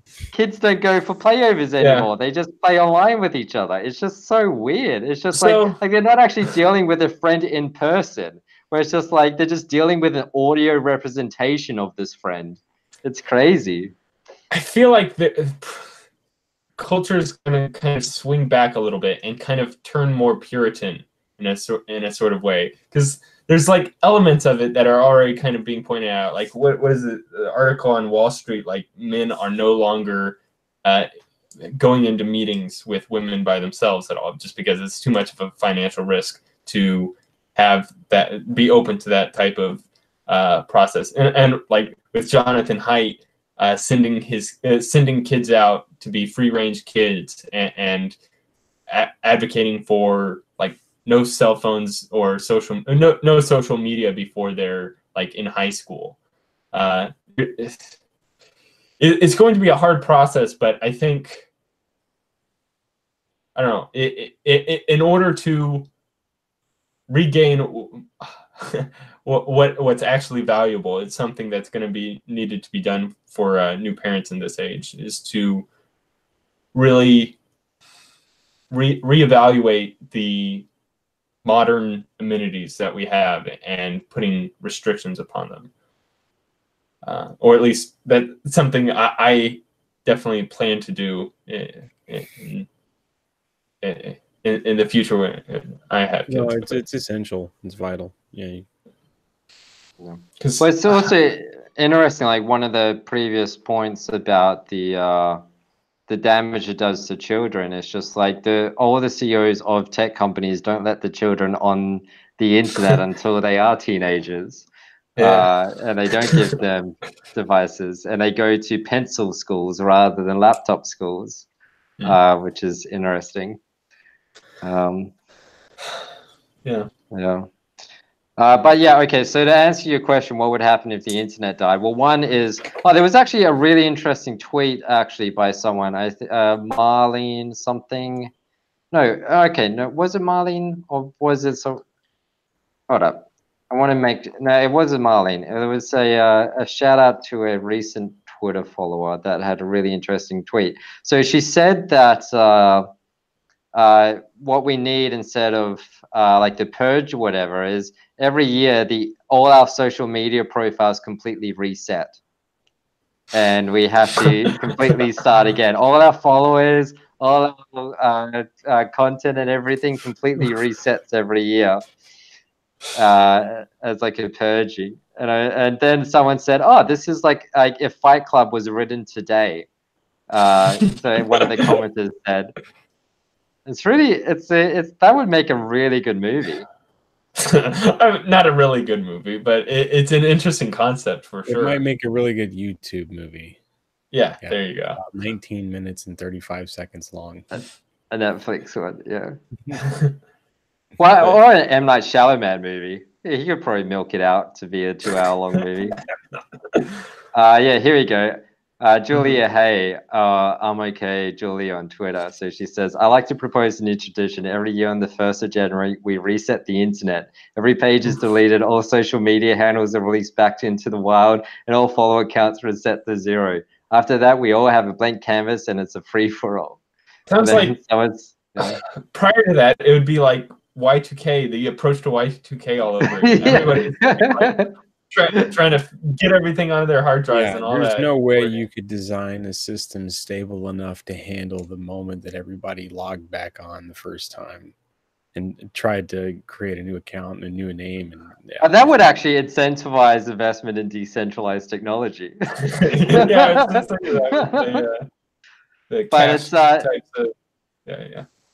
But yeah, for Fight Club, like that was the goal. The Fight Club was to reset the financial system to 0 by blowing up all the digital banks. And yeah, with what happened with Kevin Hart and a lot of the people in Hollywood, this is going to be something people actually need to do in order, like before they get any type of career, they're going to have to like, okay, while you're working at McDonald's, you can post whatever shit you want, but as soon as you like have to put on a tie, wipe your entire course. Then with like the Internet Archive and things like that, a lot of this stuff is still going to be online.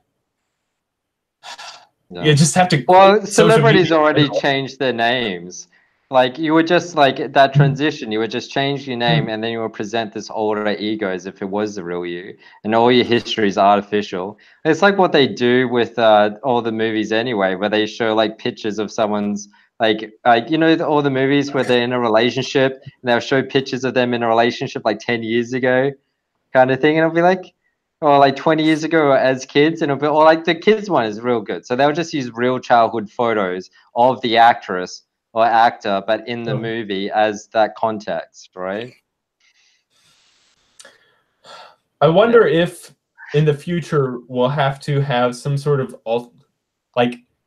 some sort of low-tech alternative to all of the benefits from the internet without all of the detriments that are also associated with it. So like taking whatever is actually good from that we get out that's beneficial from using the internet, and maybe it's like some sort of black box or something like that where you're not actually risking yourself and your future by all the vulnerabilities that are out there just by interacting with it.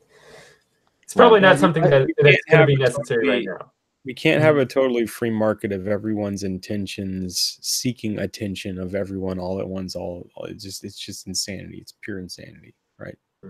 Well, okay, so we can tie this into the book too, right? Which is that so in the Syntopical reading section, it talks, one of the bits about it was, God, it's just flown straight out. Okay. So it says that the point is we should also, when we go into books, have goals for going to books. What is it that we're actually wanting to understand to get the most out of our time? Because as the old Greek tragedies, the first great classics say, is that our biggest enemy is time. And therefore we need to utilize our time well. So when we go into books, like that's the point of inspectional reading. So we can we say, I want to learn about decision making. So then you go get read some what is it, prefaces on Amazon to try and figure out which ones are then worth investing in a sample. You then narrow it down to 5 different books. From those 5 books, you get the samples. You then inspect those samples. But you also do it where you're just trying to find which things are significant that will solve the problem. You then narrow it down to, like, let's say 3 or 2. You then read them, and as you're reading them, it's then unlocking more questions and more areas of exploration that you want to uncover. Now, that then will give you greater understanding if you read it expertly and you actually read it for understanding. Whereas if you just read it, if you don't follow this process, then you would just read the first book that is recommended to you, and then it'll be like, oh, well, I don't have any way to judge whether or not this actually solves my problem. And 2 years later, you have the exact same problem. Whereas if you're actually going out with it with this type of mindset, then you're actually, while you're reading books, you're actually developing like this knowledge base. They used the word for it. It was like he talked about it with a specific word about this collection of knowledge that you're accumulating and writing down and clipping. Do you remember that bit? This whole week I've been reading a different book, and so a lot of Adler's book is kind of on the outskirts of my mind. But what you were talking about with like that book process, it's funny because it's exactly kind of what Tyler has been working on. Is some sort of education program where people will be able to know, okay, this is my goal. This personality that's similar to mine and in my similar situation went through this attempt to get that goal and actually attained it. I can look back through his history, what he rated as what was best, and then follow that same pathway. And that way you don't have to go through the whole kind of exploratory wasting of time. Like, this book is no use for me. It's not tuned to my personality or to my interests or anything like that.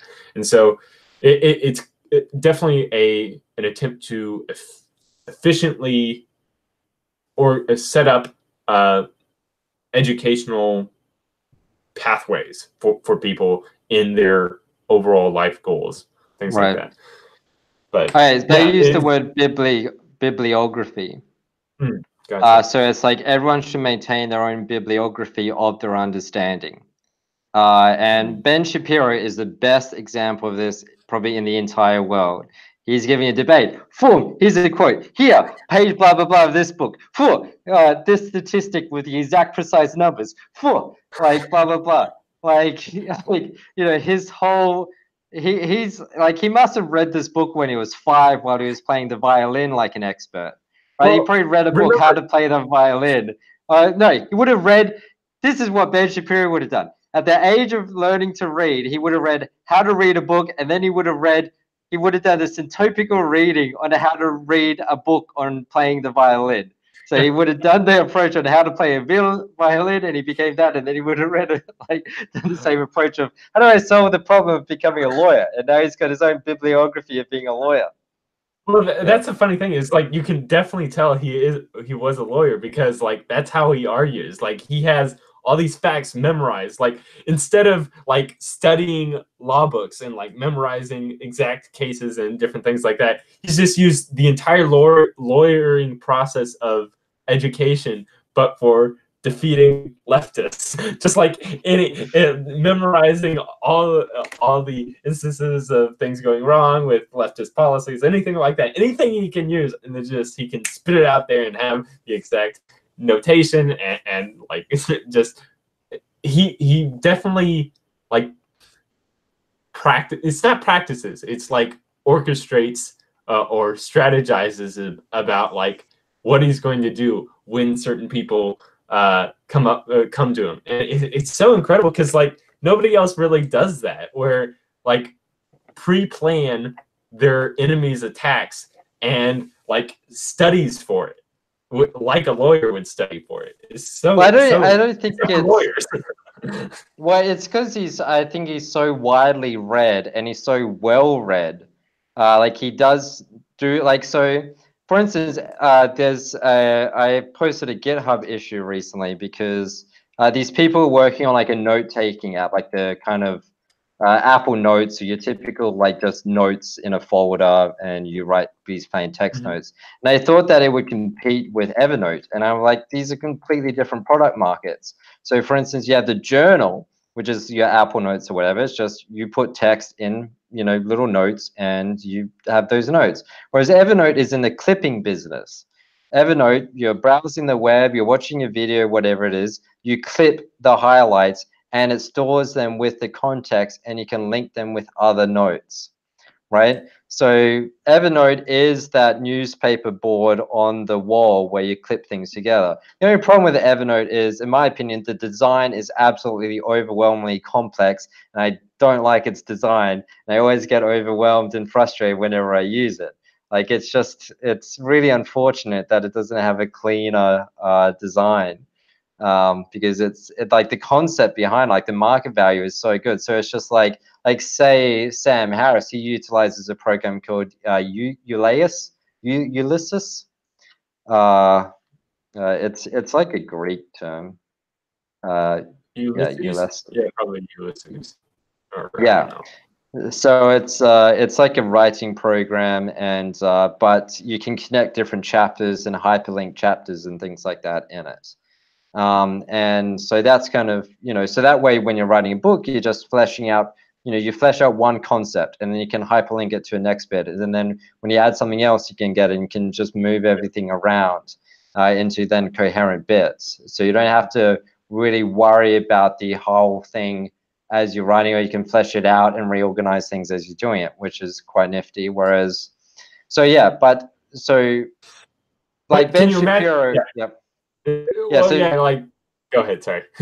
So Ben Shapiro is like the integration of this book, and the integration, and like what he does when he talks is the syntopical reading value add.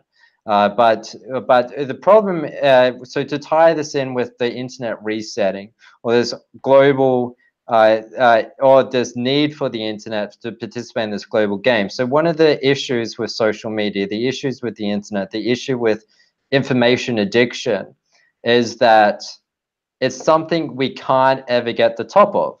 Whereas like if you were in your village 400 years ago, you could get on top of things. You could actually like, plow your land, get your veggies, you could have the Walden existence where you're on top of things until nature then has a hurricane or a drought kind of thing, or you get a fingernail infection and you have to amputate your arm because you don't have antibiotics, right? But largely, you as an individual are on top of all the things you can control. Whereas with the internet, we are not on top of all the things we can control, and we don't utilize technology to the efficiency that we could for dealing with this information overload. So for instance, with maths, we utilize calculators to help us with computation. As programmers, we go beyond calculators to help us with computation. But or we utilize Google as like an encyclopedia, or same with Wikipedia. It's like this encyclopedia on hand.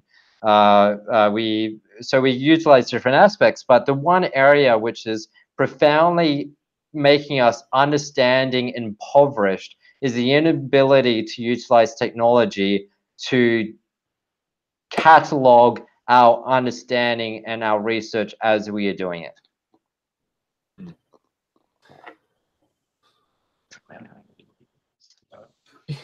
Yeah, I think, having a system of condensing knowledge, like making it more efficient. So like having a 2-hour conversation and then being able to go back, pick out the most important points, and then now boom, you have kind of the quick summary of like what that conversation is. Because like we had brought up earlier, time is kind of that one thing that we always need more of. And so with the internet, information has become way too much for anybody to even come close to understanding. So what in order to deal with this surplus, there's that need for condensation of information into packageable bytes, and to be able to pick out the most important aspects of that information, especially in particular in regards to your goal as an individual. So like somebody that's going to read Maps of Meaning with the intention of becoming a psychologist will only need to read like 3/4 of the book or something like that. Maybe the rest is more for those spiritually minded or something like that. And so if they can get that condensed form just for them as a person, or like they have their conversations that are all online. There's like 4-hour conversations from the Jordan Peterson community, and there's like 12 of them, or there's probably like 30 or something of them now. I don't know. And so that's way too much information out there for them to sift through all of it, because that's such a huge burden of time spending. But if there's some system in place to take the low resolution, and then if that seems like it's important, expand it outwards, get the higher resolution, and then if it's still indicating, expand it out further. Well, that's one of the goals of Fountain Network. So if you go to fountain.network, one of the projects I'm working on. But this is a good idea then for the interface for one of the use cases, one of the goals it's trying to solve, which is, again, so the idea is we can take YouTube videos or podcasts, put them through transcribing, identify who the speakers are. Humans can correct it if they really need to. But then those transcriptions of conversations become searchable and indexable and interactable. People can respond and comment or post their own audio response to individual segments of conversation. But then what you're talking about is then actually a great idea, because then it's just like, oh, we could, when you do a search, it can actually be an autoplay at 2 times speed of all the search results. So you can search children with Jordan B. Peterson, and then autoplays all the quote excerpts of the word children at 2 times speed. Or you could then have human cataloged ones, so people can tag a certain excerpt of a conversation. So for instance, like Peterson, they could tag individual segments or clip it within the context of the larger video, but they could tag the individual segment and then collect all these different segments in their own bibliography. Again, like this was written in the 70s. Like the most major failing that I can see ever of humans' inability to deal with modern technology is our inability to adapt to transform information overload to shared understanding.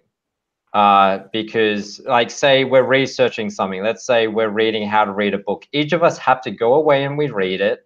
We get the things that are meaningful to us. We have that in our own private knowledge base within our head, and it atrophies while our memory atrophies. And it's stupid that we need, like, say for this book, like what we're prescribing, or what the book kind of prescribes, is we need 6 billion people to read all the classical literature to be able to have understanding. And it's just so in it, like, it's just like this is there has to be technology to facilitate this more effectively and efficiently. So then, hey, well, so this is what I'm thinking for one of the go-to-market strategies for Fountain, which is don't care about video. Video is an unbelievably hard and expensive problem to solve. So instead, just transcribe audio, which is still expensive, but it's doable compared to video, which is just completely overwhelming of a problem. There's a reason why YouTube is the only video platform that is stable and it keeps your videos when they're not used. You can upload something on video on YouTube 10 years ago and it'll still be there. Whereas the decentralized alternatives will trim it because you can't store video for free. It costs money for storage. What about condensing it into audio? Because audio is kind of like a huge resurgence in just kind of the common culture, to the point where like there's a lot of people able to digest Jordan Peterson lectures that are 2 hours long, and then the commentaries on those lectures by people like Paul Vanderklay, because they have jobs where they don't, while they're active, but they still have the capacity to like listen and understand things. Right. So, okay. like, so what about, yeah. So this is another good thing, right? So Fountain.network, it has like the goals kind of thing and like some sample things.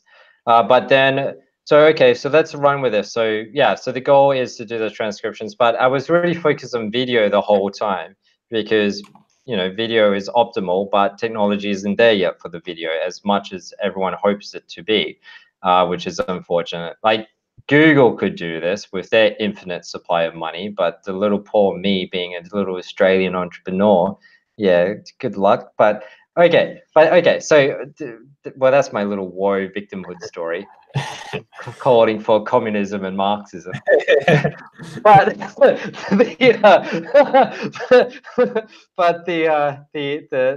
okay, then put on the capitalist Napoleon Hill, Andrew Carnegie hat, and then okay, so yeah, so if we just focus on audio, do the transcriptions. How about this? Kindle, you have highlights, right?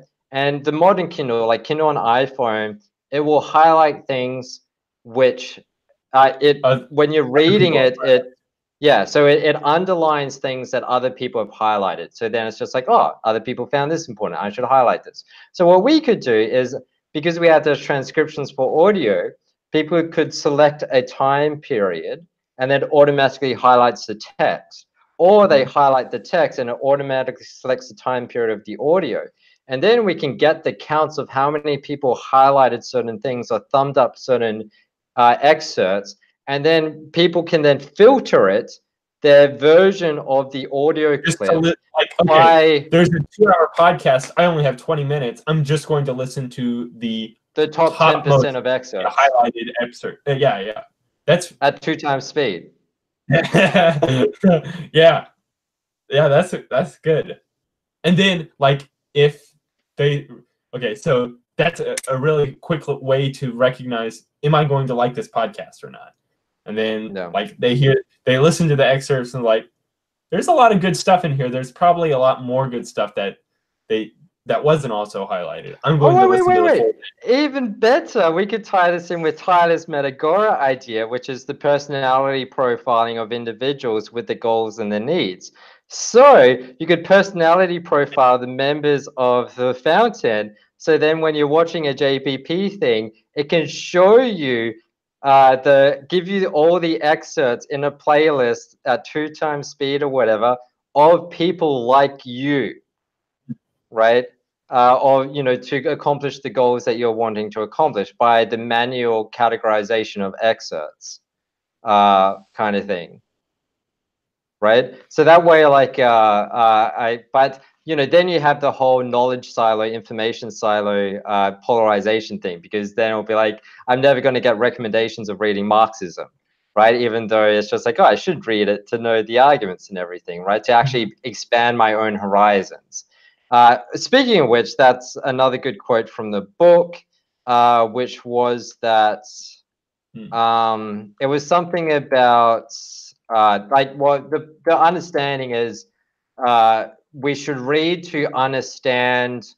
Oh, so it was talking about like reading old school philosophy or old school mathematics or old school science. So it's arguing for the merits of understanding the history of science rather than just contemporary science or contemporary issues.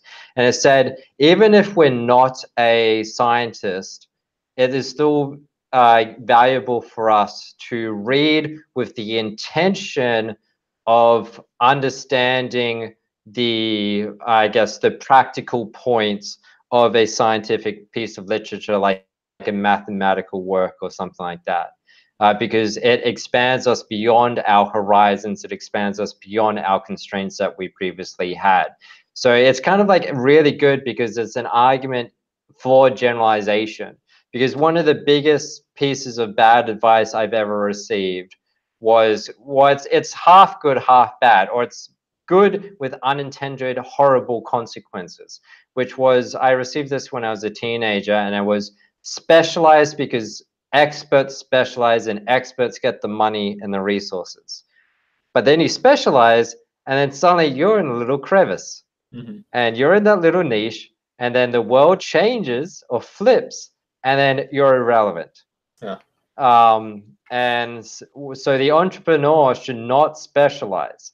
The entrepreneur should have the most, like Scott Adams, where yeah, find those like 5 things that you can do pretty well, and figure out a way that you can utilize all those different talents into one thing, so that you have this unique thing to offer the world, and then build off of that.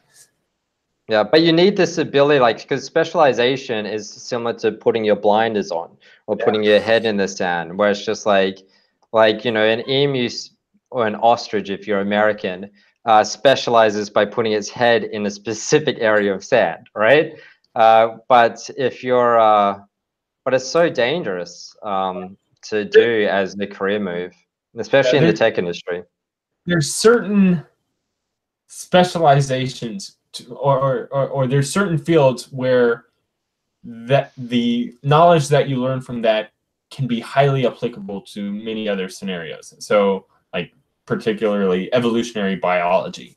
If you understand evolutionary biology, you can get a better understanding for how things actually operate in the real world. And then you can kind of utilize what you know from there and then kind of project that out onto the rest of the world and get a somewhat idea. But still, it very much is the case. You're going to be looking at everything through a survival of the fittest kind of lens, and that's going to be clouding how you're interpreting a lot of phenomenon that might not, where that model is not most applicable to the situation.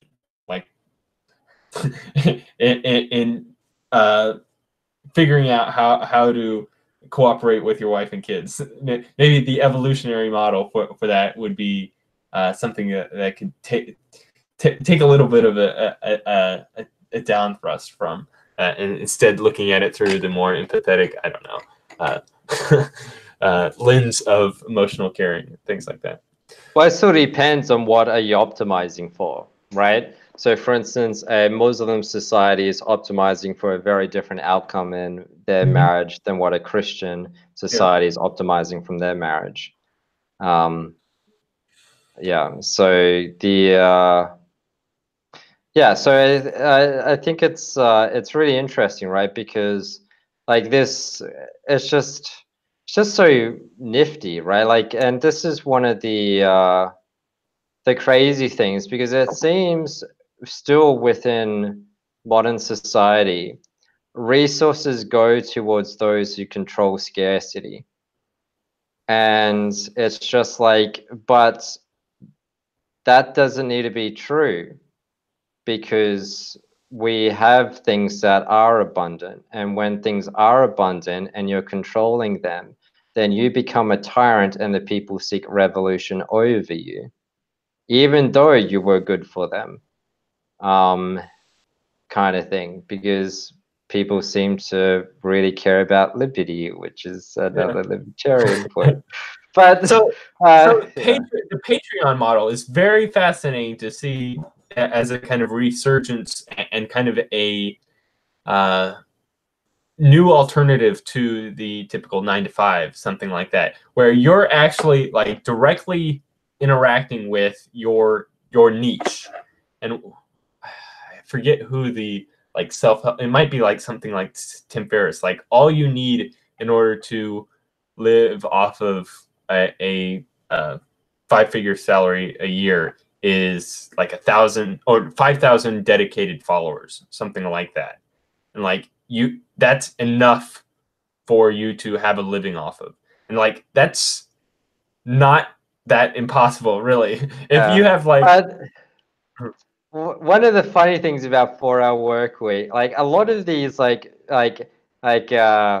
how successful I became, is very contextual to the time period that they did it, right? So like for Elon Musk, it's just like, just build a online banking solution like PayPal, right? Or, Zip2 or whatever it is. Like build a go-to market for .coms back in the 90s, or like for Timothy Ferris, run online marketing businesses, right? Like just run an online retail business. It'll be like, yeah, now that's Amazon referrals. That's what you do now, right? Like where it's interesting how because it's like the same thing with web development. Like web development in the 90s and the noughts, it was all about custom websites for small business.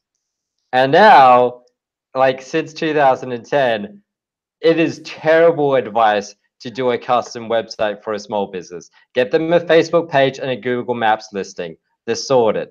Like, yeah. See, that's the thing. Like, for every time period, there are the most important problems that need solving at that moment, and only like a certain few are keen enough or have the underlying axioms or positions of luck to be able to notice that these are the prominent problems. And so if they focus on those problems and attempt to generate types of solutions for those specific problems to that time period, they have the tools for a successful value towards the people that are also suffering from these types of problems.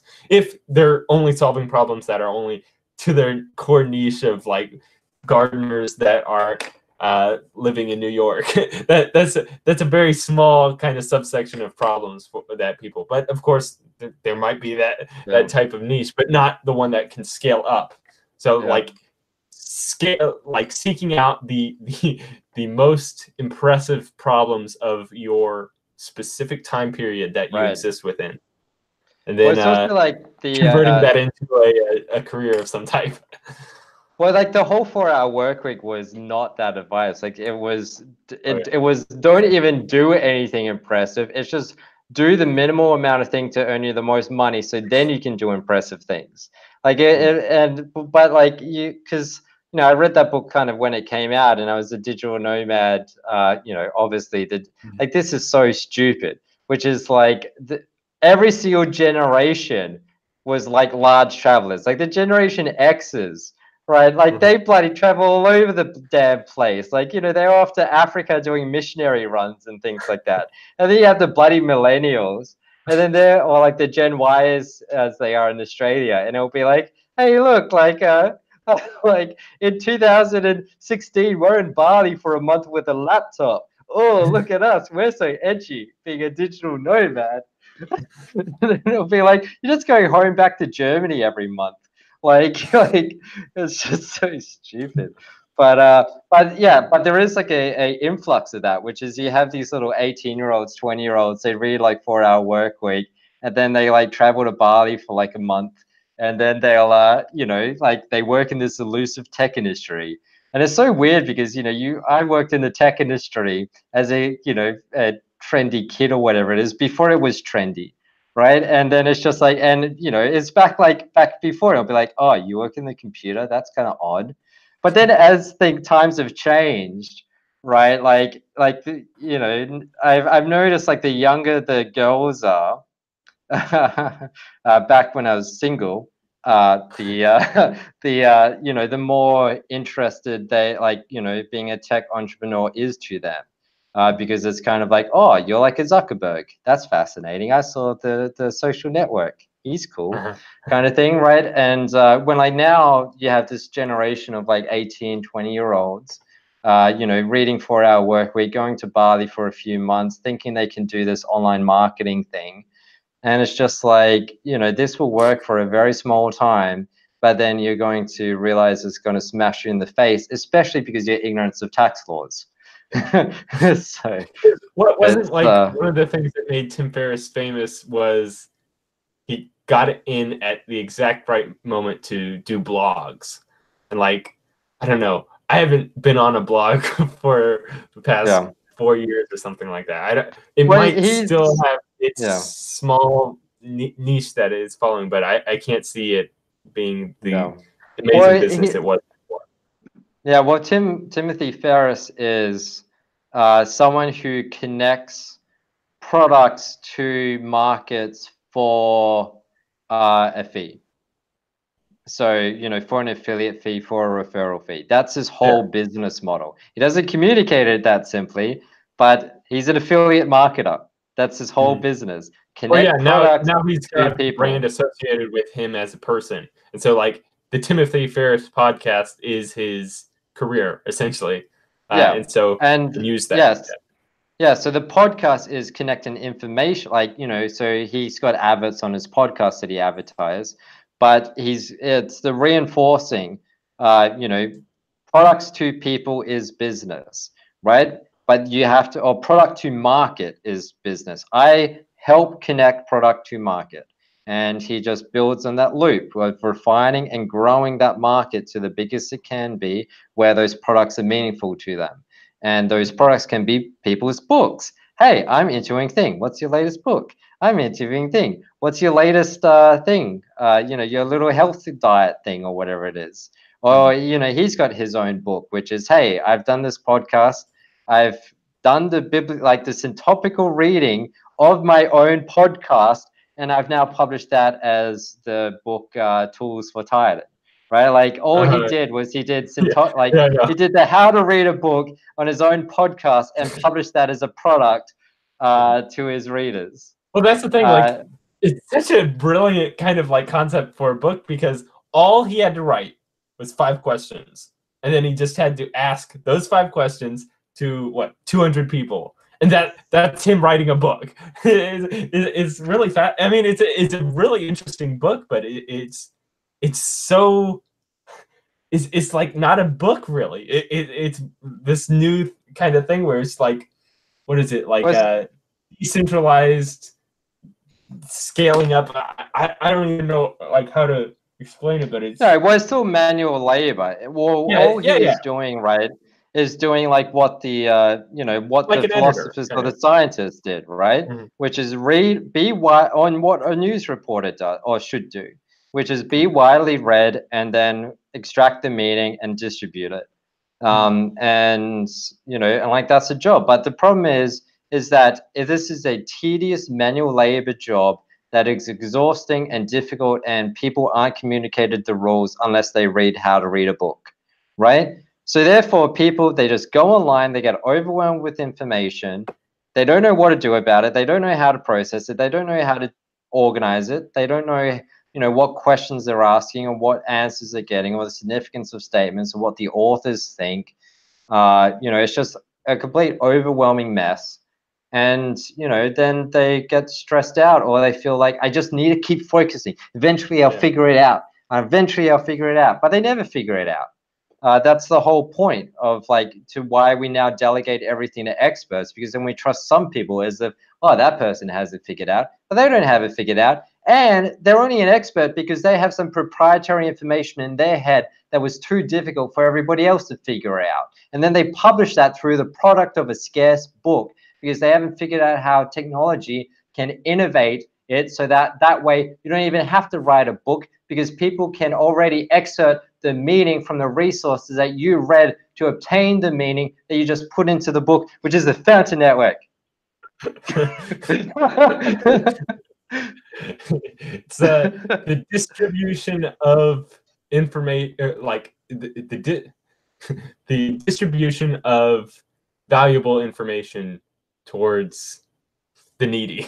It's kind of like Marxism with valuable information, because it's like already up there, like to be utilized, but nobody knows where to look. And it's like adding a drop of water into the ocean, and like nobody's going to be able to find that drop of water unless they happen to be like stirred toward this with the waves or anything like that. Well, so this is another issue with with YouTube as well, which is you could have, or even with the internet, you could have the most valuable, impactful information somewhere on the internet, just waiting for you to find.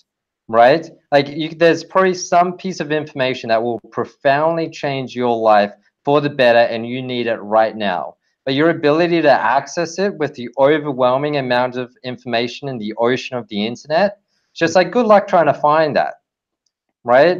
And it's just like this is another thing, like the whole I was talking the same lady who I showed the tweet of earlier, she had a good feedback to me because I was saying, like, you know, so much software I've written and it's just gone completely unnoticed, and then some more popular American has gone and done the exact same thing and becomes really famous, and it's just like, what? And her advice was, I got a lot of interesting advice for the application of software, but her one was, the whole build it and they will come is a complete lie. And you actually have to do the marketing to connect, you know, information or things with people. And that's what Timothy Ferriss did. It's just like what anyone who earns money does is they connect product to market. And they like, and but what is hard for them is, well, what's so nifty right now with people like Timothy Ferriss or people like, to some extent, Sam Harris, I guess, or you know, the modern intellectual, or the independent knowledge worker, is that they figured out not how to build their own product, but to take existing products and then distribute it to a market in what they then themselves call themselves a product. So it's just like, you know, people who write books are really just distributors of other people's products in a way that is easier to understand, hopefully. Or like, you know, to some extent there's going to be new ideas, and you know, there's good fiction and, you know, profound insights and things like that, right? But like, say just your general self-help modern contemporary book, all it does is it's just like here's some things I've read that I've organized together and I'm distributing that into a product.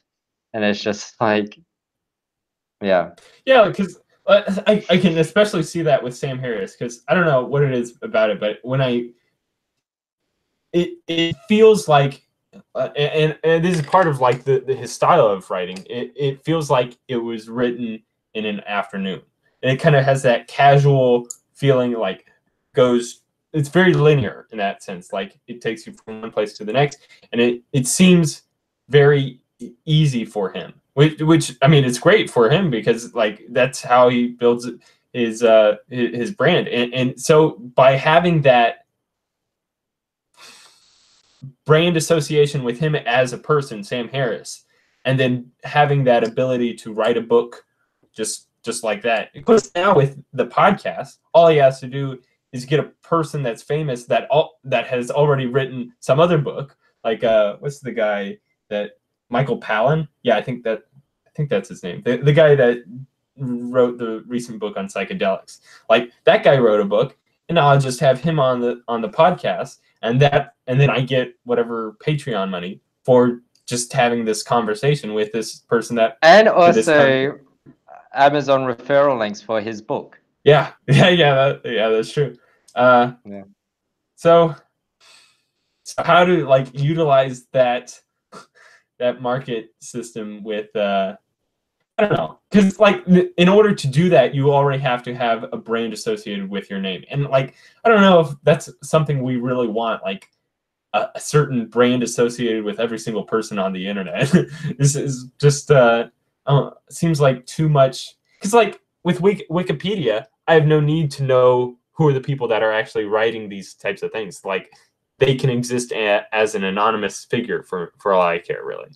But for other things with like Sam Harris or Jordan Peterson, there's the brand of the character, and so because this information is coming from that character, it has a greater status to it, I guess.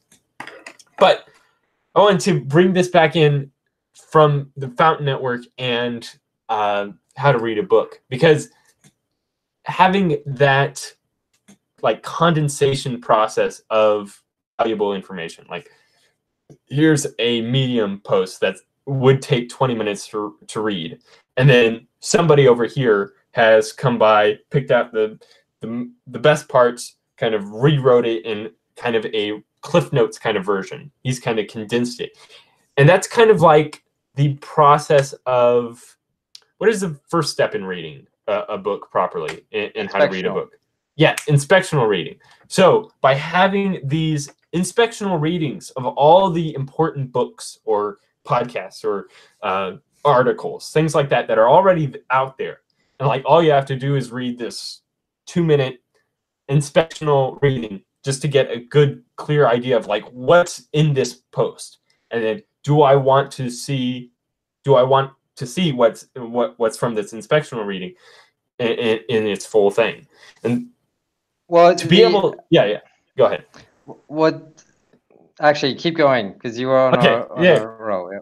So potentially, if you can turn that into a viable, in order to really blow up, you would need an incentivization process for actually creating those inspectional readings of things. And so like if it's through upvotes or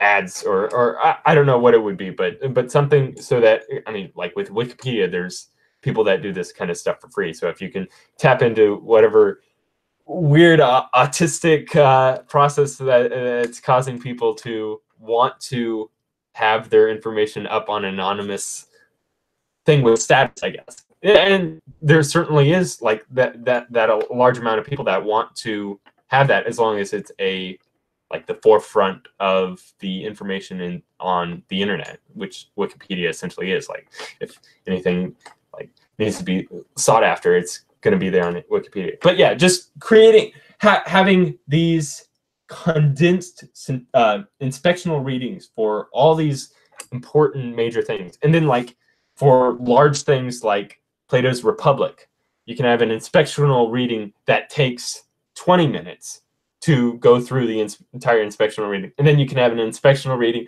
of that 20-minute inspectional reading just to see if this you're going to even spend the time to read this 20-minute inspectional reading. Well, what's even better is just like for Spotify playlists, where you now have like I just don't understand. Like whenever I meet someone and they're not on Spotify yet, they'll be like, how do you like? It's just like you know, like the whole can't even. It's just like I can't even understand how they exist like these days, because it's just like because for me, like I know, okay, let's just say I had a large music collection that I manually maintained in iTunes from CDs. Maintaining that over the years is such a bloody nightmare to maintain your own music library.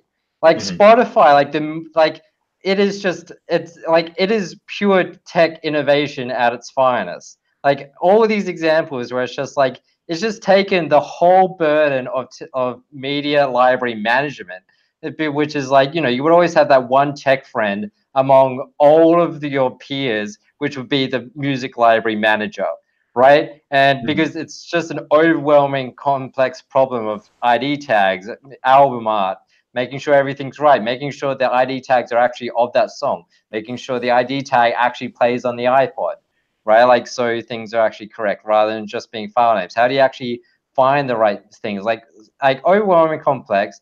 And then all the creation of playlists. And they were just like, you know what? Let us Spotify do all the music management library stuff for you. You never have to worry about that all again. All you have to do is just listen and curate. And then your curation can be public or private. You can make a playlist, other people can subscribe to it. And it's just like, so essentially what they're doing for music is what I want to do with Fountain Network for audio and text, right? Which is that we now manage all of the significance of, you know, all spoken word, right? Or all communication, where it is, you know, of meaning, I guess, right? And then people can then, you know, do the highlighting, but then they can curate, which is they can take these highlights and they can take those highlights and put them in a collection with a tag or, you know, things. And they can call that collection like, what is the meaning of life? And every single time they find, because like, you know, originally with YouTube, and there was actually a product called chill.com back maybe 10 years ago. They were like a quick exit strategy. Make an innovative product, sell it 6 months later for a ton of money. So what they did was it was just YouTube playlists, but not on YouTube. So you could get videos from Vimeo or YouTube, put them in a playlist. And then that was good because people could subscribe to other people's playlists in a really nice thing. So then, you know, so for YouTube back in the day, like if you go to my YouTube channel, Benjamin Lupton, it's still got all these playlists from like 10 years ago, which is like alternative schooling. Any video I found about alternative schooling, I would put in that playlist. There's like life affirming. Any video that I found life affirming, I put in that playlist, right? But then you don't have to do this with just videos in the YouTube information silo or the Google information silo, right? Like anytime I read a quote about this, or, you know, I can manually curate things and then do it. But then you also have automated curation, like, you know, the search engine can inspect the actual words and then also use like the IBM Watson to do syntactic. No, it's not syntactic. It's like it figures out the analysis of the meaning. Oh, no, okay. so it does like it's. I thought it started with S. It's like whether or not it's positive or bad, or, you know, what's the key things that this passage, like, it's just like keywords to like try and categorize pieces of information. Gotcha. So it's kind of like, you know, you take a photo of a bridge and it knows it's a bridge, but it's for text, right? So then you can use that and then do it. So like, you know, so someone could curate, you know, how to live a meaningful life, and then any excerpt that resonates with them, they just, you know, put that in their own little collection. They make that public. And then everyone else can listen to that collection.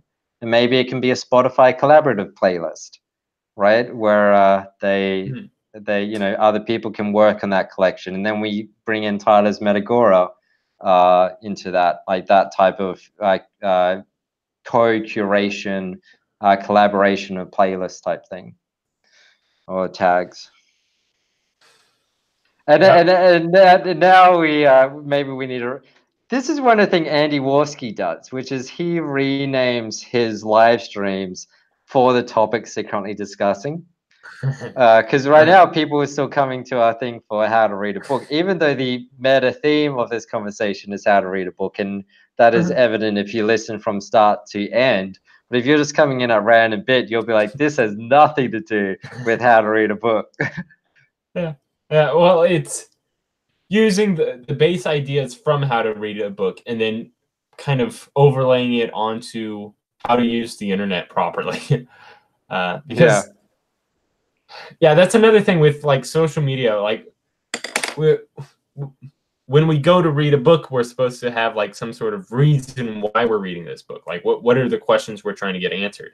But with like normal social media, it's almost like I'm doing this so as to escape reality, or I'm doing this so as to just waste time. Like I've got 20 minutes that I don't want to just sitting around being bored. I'm going to go to Reddit or something like that. Or just like feeling like I need to keep up what's the latest news on Twitter, or what's yeah. It's like, but it's just like, it's so dumb because that's like a problem that everyone is trying to solve individually with zero collaboration and zero competition.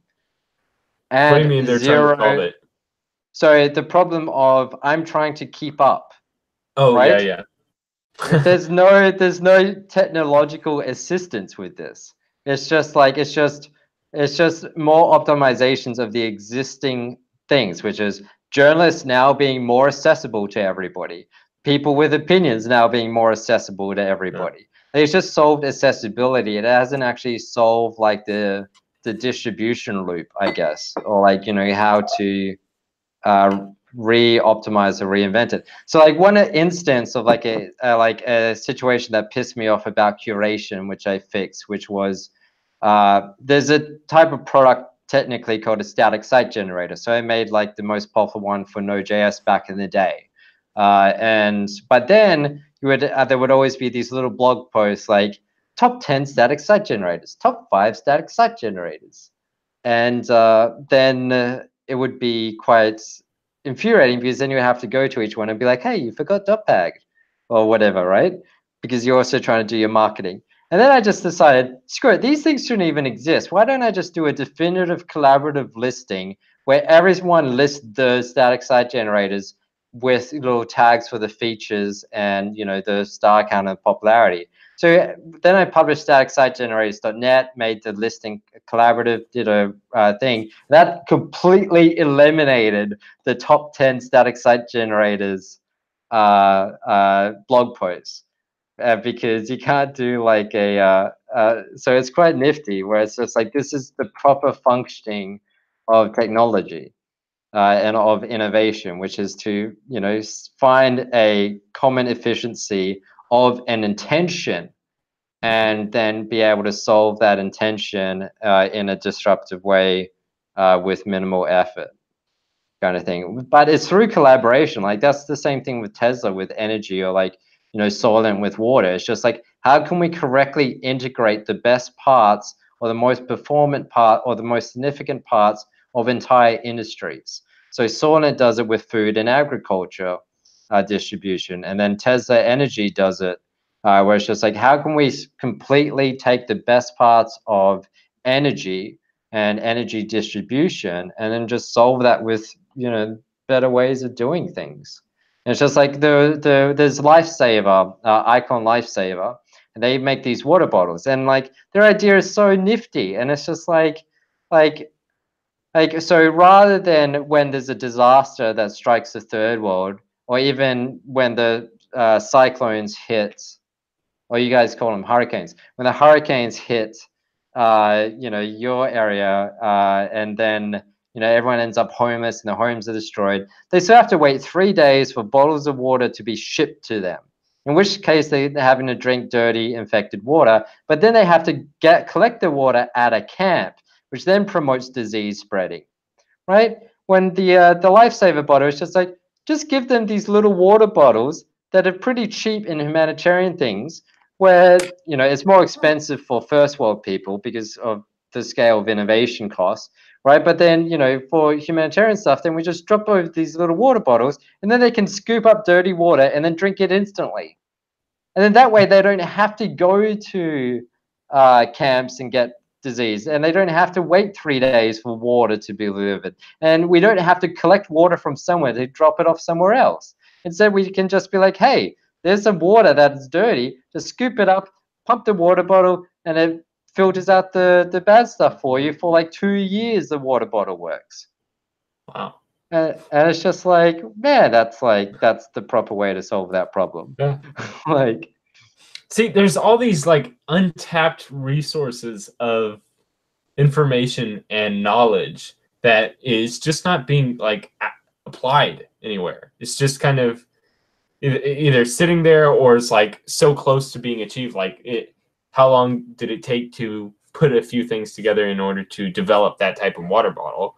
Or like, there's plenty of different things that could be utilized with a bit of ingenuity from what we already have, like with how small circuit systems are, and the capacities for programming things. There's a lot that you can do that the only limits are kind of our imagination and our creativity. So there's all these untapped resources of, yes, information and creativity, and there's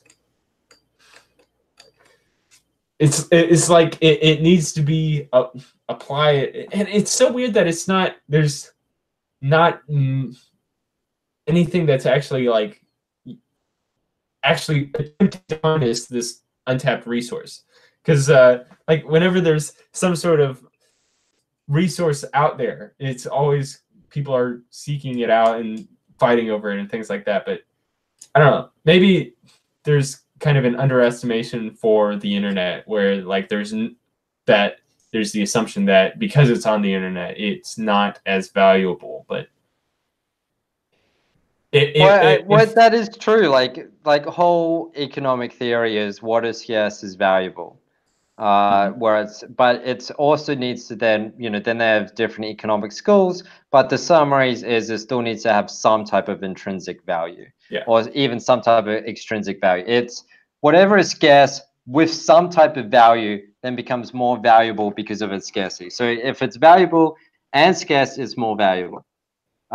So then there's and you know, for things that are actually scarce, then if you do make them abundant, then the value goes away because then they get overused and the resource dies and the lake gets poisoned, or the, you know, the resources leave the soil. But with the digital age, we can reproduce things without deterioration, and it's just surprising that like Google, Facebook, YouTube, whatever it is, like none of the companies that like, there's not really any new innovation. They just do things that people have done forever, right? Like say for instance, like, you know, like YouTube is like the best version of innovation, I guess, in regards to video calling and stuff we have. But it's just like, it's just so dumb because it's just like, hey, remember ICQ in the 90s?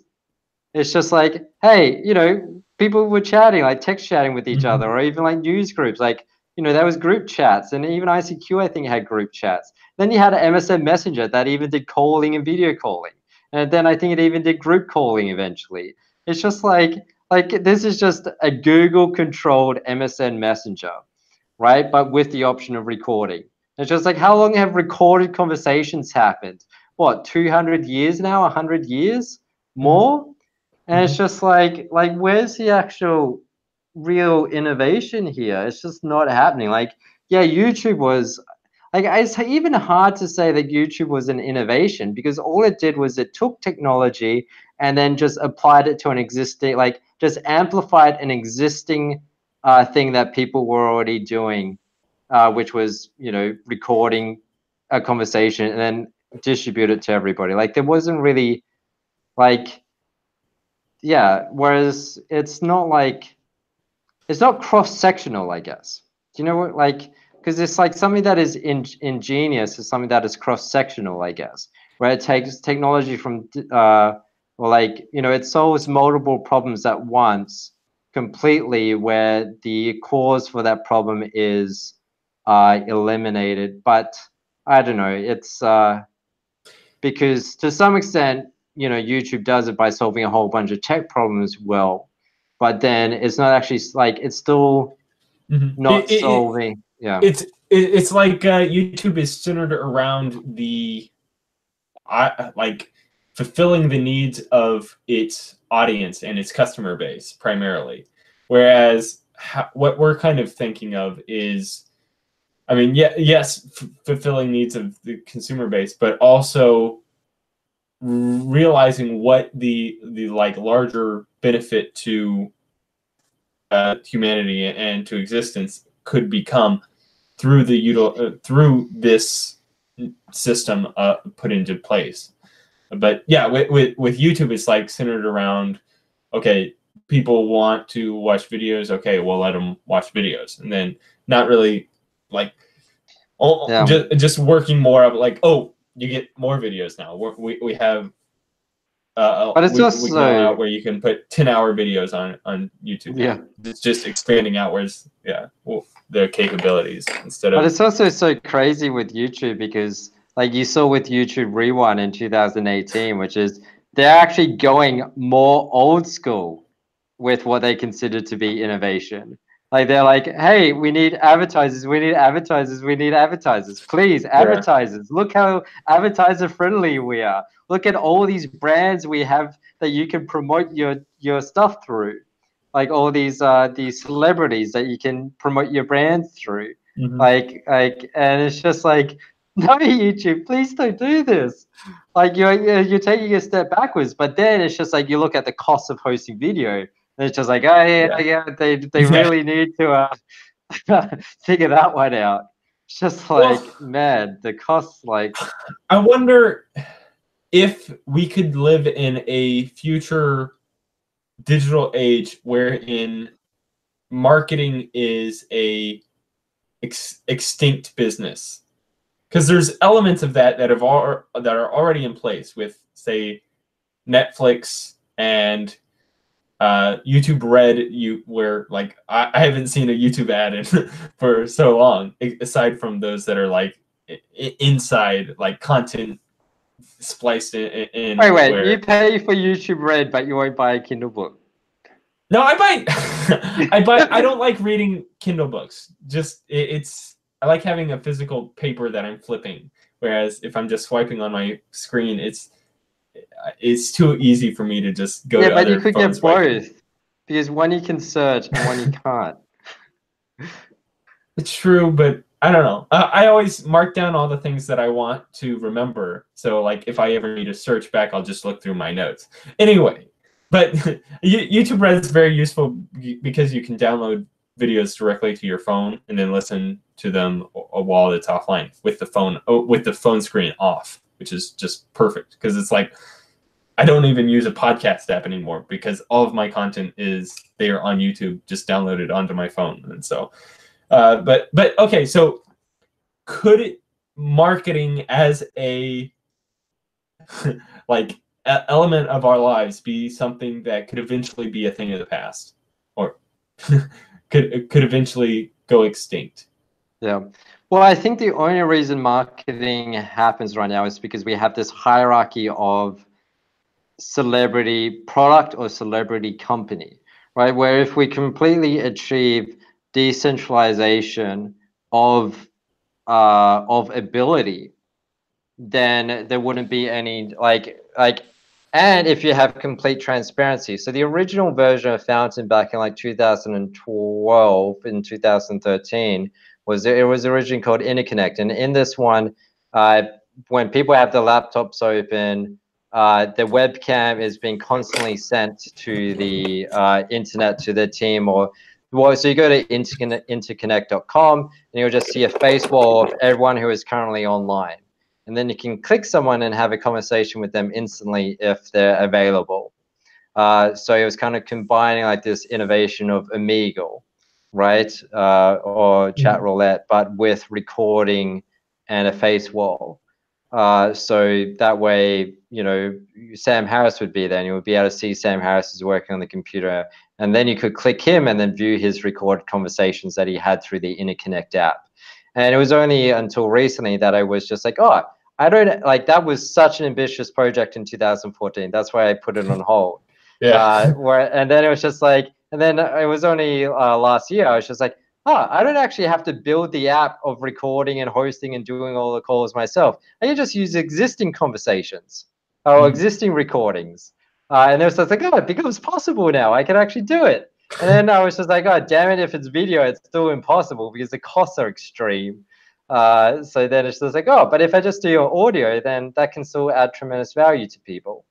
So yeah, what was my point? Oh yeah, so the cultural thing here, like the cultural shift, is it incentivizes authenticity and transparency, which is then there are the people who publish their conversations, which are then added to the fountain, right? And which is the invigorating substrate of the world's information and knowledge.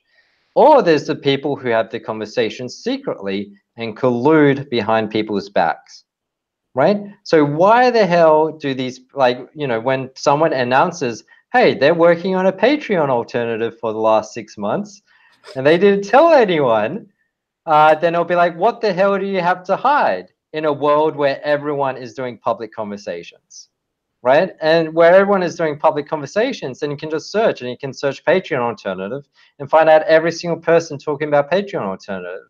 And then, with some AI and manual curation magic, you can find the people who is actually working on Patreon alternatives, and then have a call with them, and then further the goal. Yeah, well, okay. The one thing I don't like about that pitch is the assumed guilt for anyone that that values their privacy.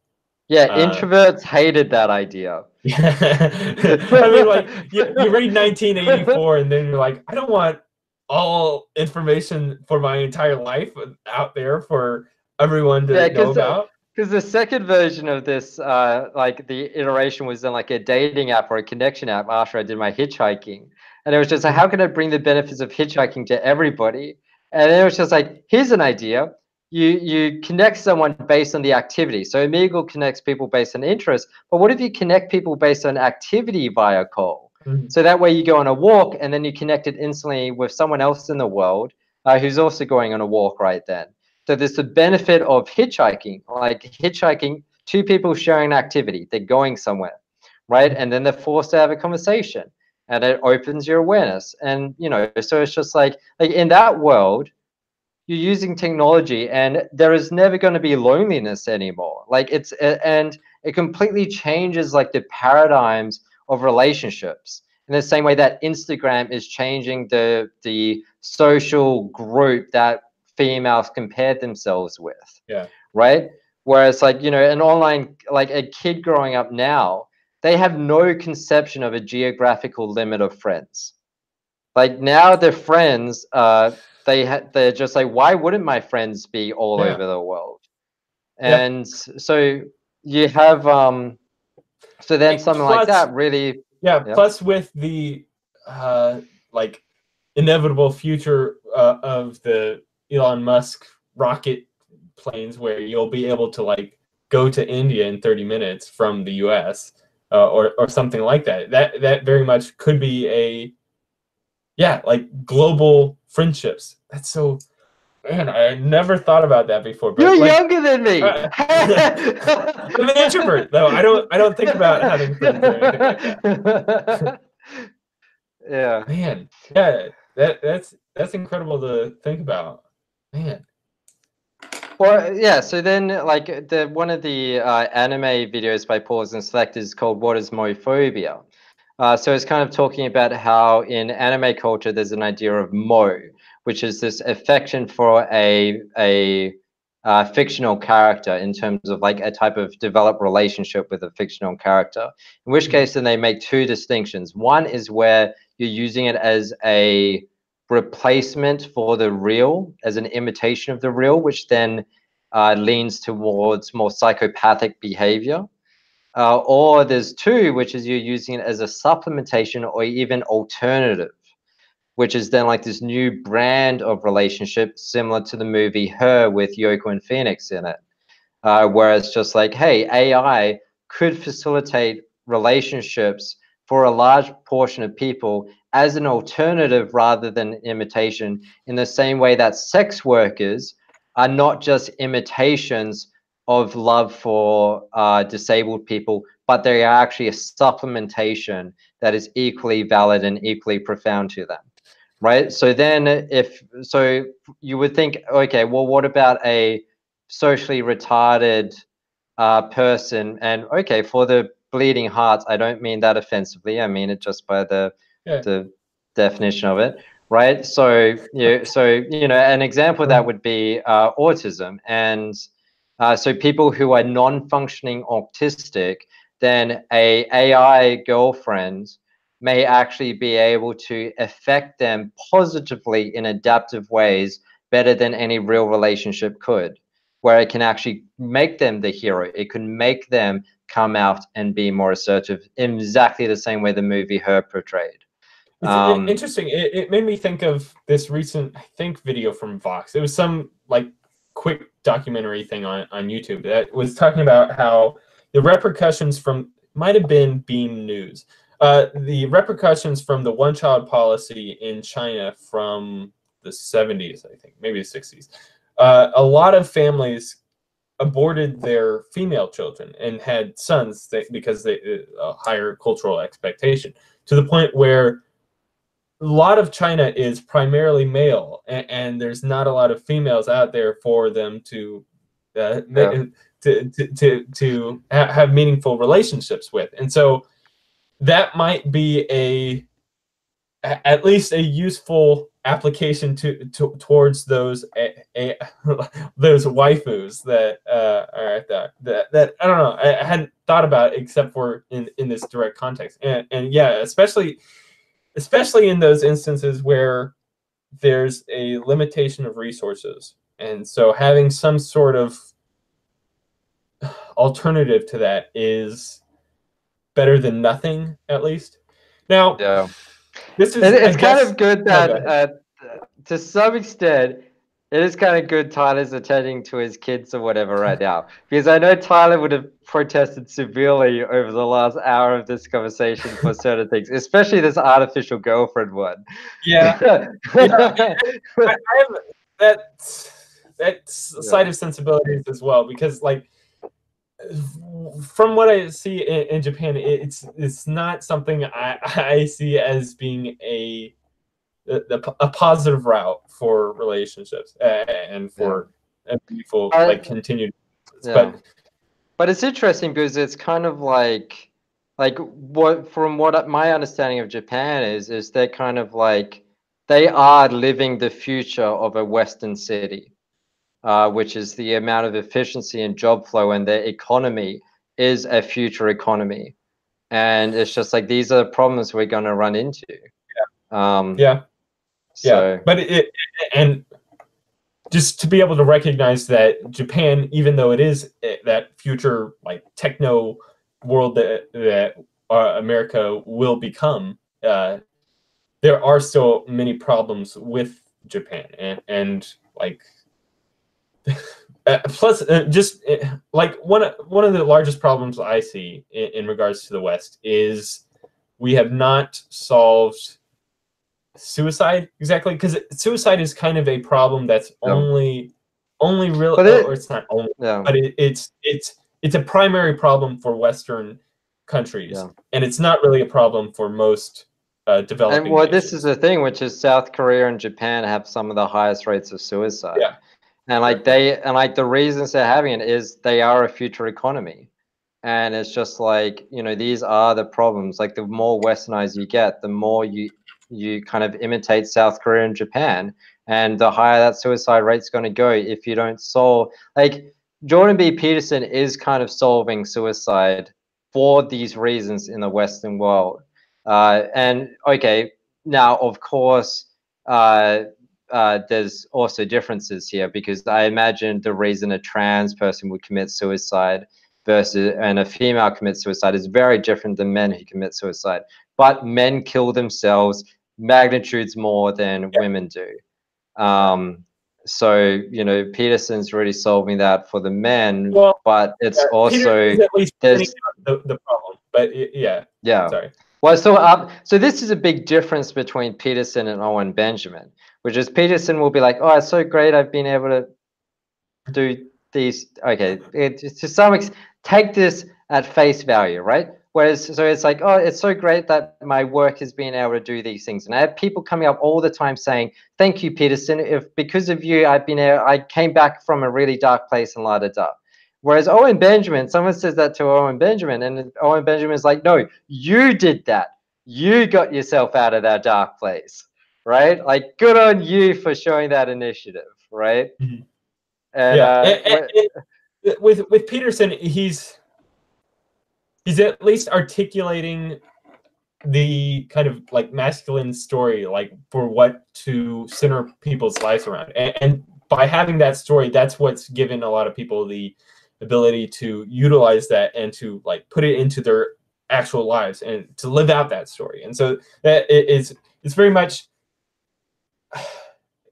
Peterson isn't actually creating the environment for people to find meaning in their lives, but he's giving them the kind of like guidelines for how to find meaning in your lives.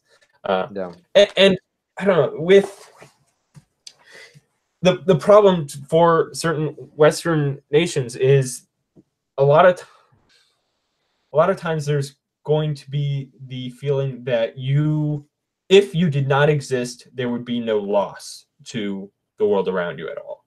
Like you live within a community. Like if I never woke up tomorrow, how big of a dent would that put into reality?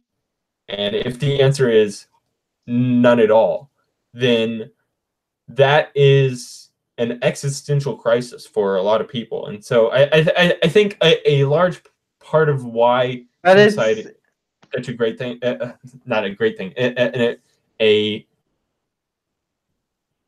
large problem is because people do not have the I guess, necessity. What is people don't feel like they are needed. Yeah. Well, it's also like people can feel that they're needed, but there's no meeting with opportunity and resources to manifest that potential.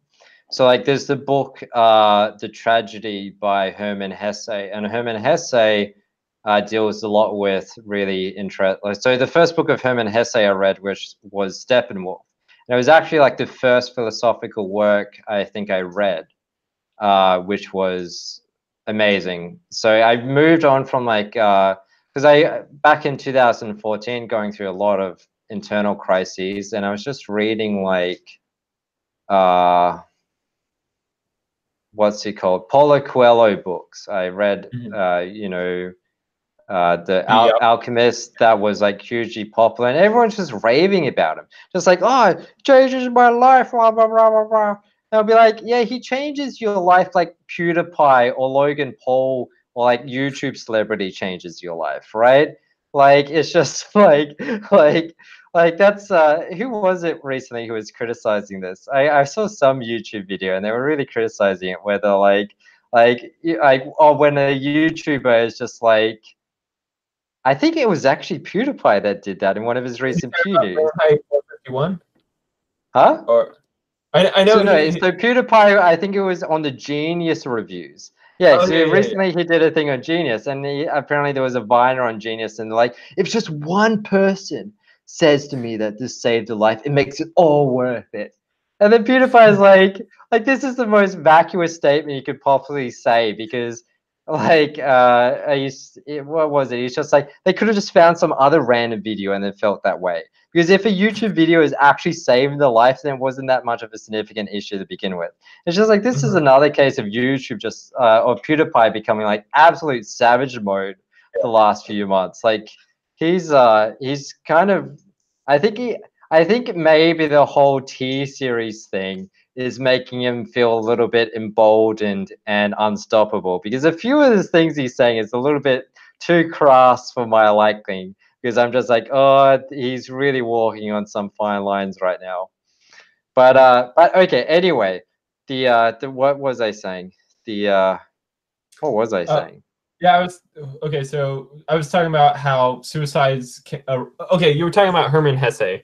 Oh yeah. So there's the Prodigy book, and so Steppenwolf is actually about a guy. He decides he's going to kill himself on his 40th birthday, and the book is a lead up for the year to his 40th birthday, and it's based. It came out of Hermann Hesse's own depression at that time. Another book, the next book I read by Hermann Hesse was The Prodigy, which is a short story of a German youth. And as you're reading it, you're just like, none of this is particularly significant. I'm just following an average prodigy-like child, a very smart guy with a lot of potential through his schooling and his young formative years. Nothing really significant until the tragedy at the end. And then you realize society at every single little bit through this entire little book of things that I thought were normal absolutely failed this kid. Failed him as an individual, failed unleashing his actual potential, actually failed of making him be who he should be. And it's such a, like, it's like, that's the thing that offends me and makes me repulsed and cry.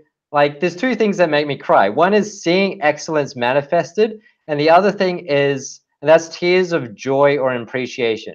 And then there's tears of just remorse and guilt and shame. And that is when I see potential squandered or neglected, and where it doesn't actually manifest with opportunities and resources. And that is like, you know, that's the starving person in Bali trying to sell you a dress for 5 cents because they're trying to afford food. And or it's like, you know, the just everyone in poverty, like, you know, people who work like 8 hours a day just to get fresh water for the village, which is like something completely solvable for $200 with a lifesaver water bottle. And it's just like, Like, you know, like these people are, their potential is constrained by the hardships of their reality. And yeah, okay, for all the progressive tech people watching this, yeah, this is underprivileged. You know what? Underprivileged is more than just the black people and the women in the tech world. It's a whole worldwide bloody thing that affects every single identity because it's based on people's circumstances. It's not based on people's flipping identities. It just shits me. It's just like, yeah, sure, in America, there is an identity issue. Like, yeah, there is that history kind of thing.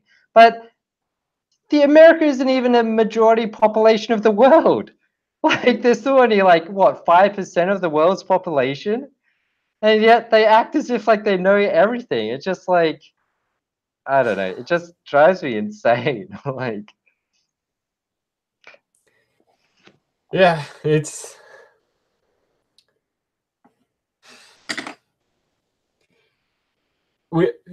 there are a multitude of problems out there for us to try to solve it, and it seems like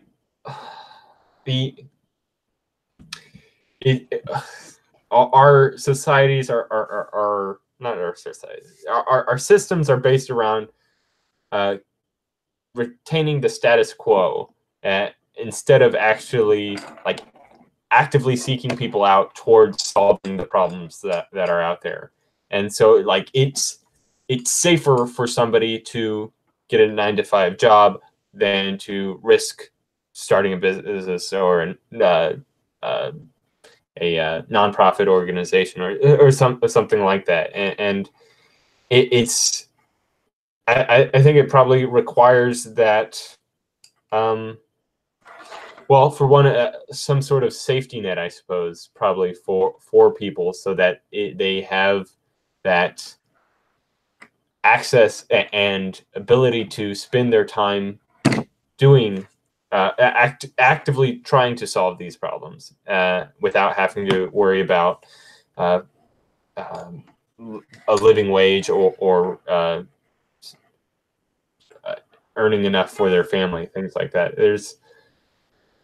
It'll take a lot of work in order to kind of set this up for the future, and you know, be a good process that should be taking place right now. I feel like you just transformed there too. I think did I what something resonated with you in what I said? What happened?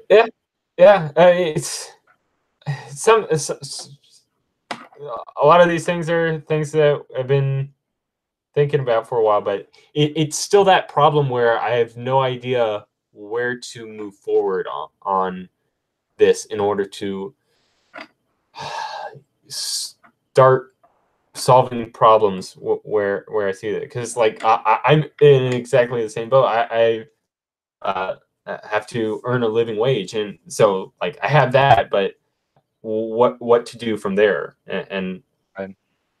Well, so this is one of the interesting things, right? Which is like women just saying, you know, the issue with male mental health is they don't talk about their feelings, right? But okay, one is if you're also like I don't know.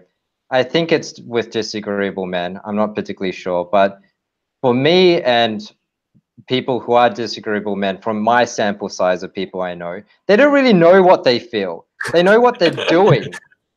Yeah, it's funny. I was at I was staying at a woman's house, and like she would walk into the room and say like, "Oh, aren't you cold?" And I'd be like, "Oh, yeah, I guess so." But I was like sitting in that room for like a couple of hours now, and it was only after she said, "Aren't you cold?" do I recognize my own body temperature. And it's like, and it's similar to that in regards to feelings. Like the only time, yeah, because like a lot of times, feelings will kind of come up out of nowhere, where it's only like you're watching a movie and then some element of it snaps, and then you just break apart, and you don't know why exactly. It's only like 10 minutes afterwards can you actually realize, oh, I connected with that person there, and that person was me in that instance, and that's why I had this emotional break. But yeah, it's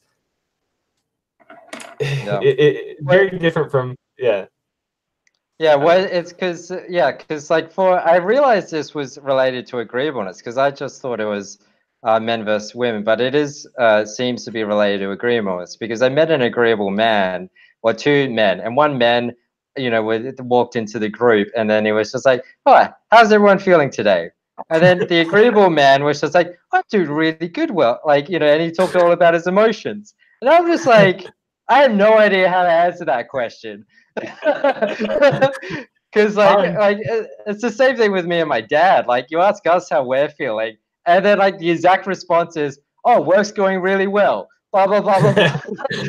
Yeah, it's almost like how we're feeling is not something that's high on our priority list, or at least on my priority list. Maybe it's something I don't know, not really thinking about unless it's in that moment where like, oh, at this moment I'm feeling bad, I'm angry right now, something like that. But besides that, it's not like we keep an active tally for how we're feeling in every present moment at a time. It's like, we'll deal with that when it comes.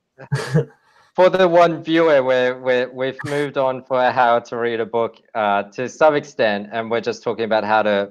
Oh, they just hanged up initially. Maybe I should change the title to like a Andy Worski. Well, I don't know. Really I mean, it's been 3.5 hours now. Well, there's still a lot of meaning to get from, because what we're talking about is still really interesting. Okay. I think that there's going to be a lot of excerpts to rip out of this, especially like, standing the test of time in a few years. I think, it's good to have this stuff documented.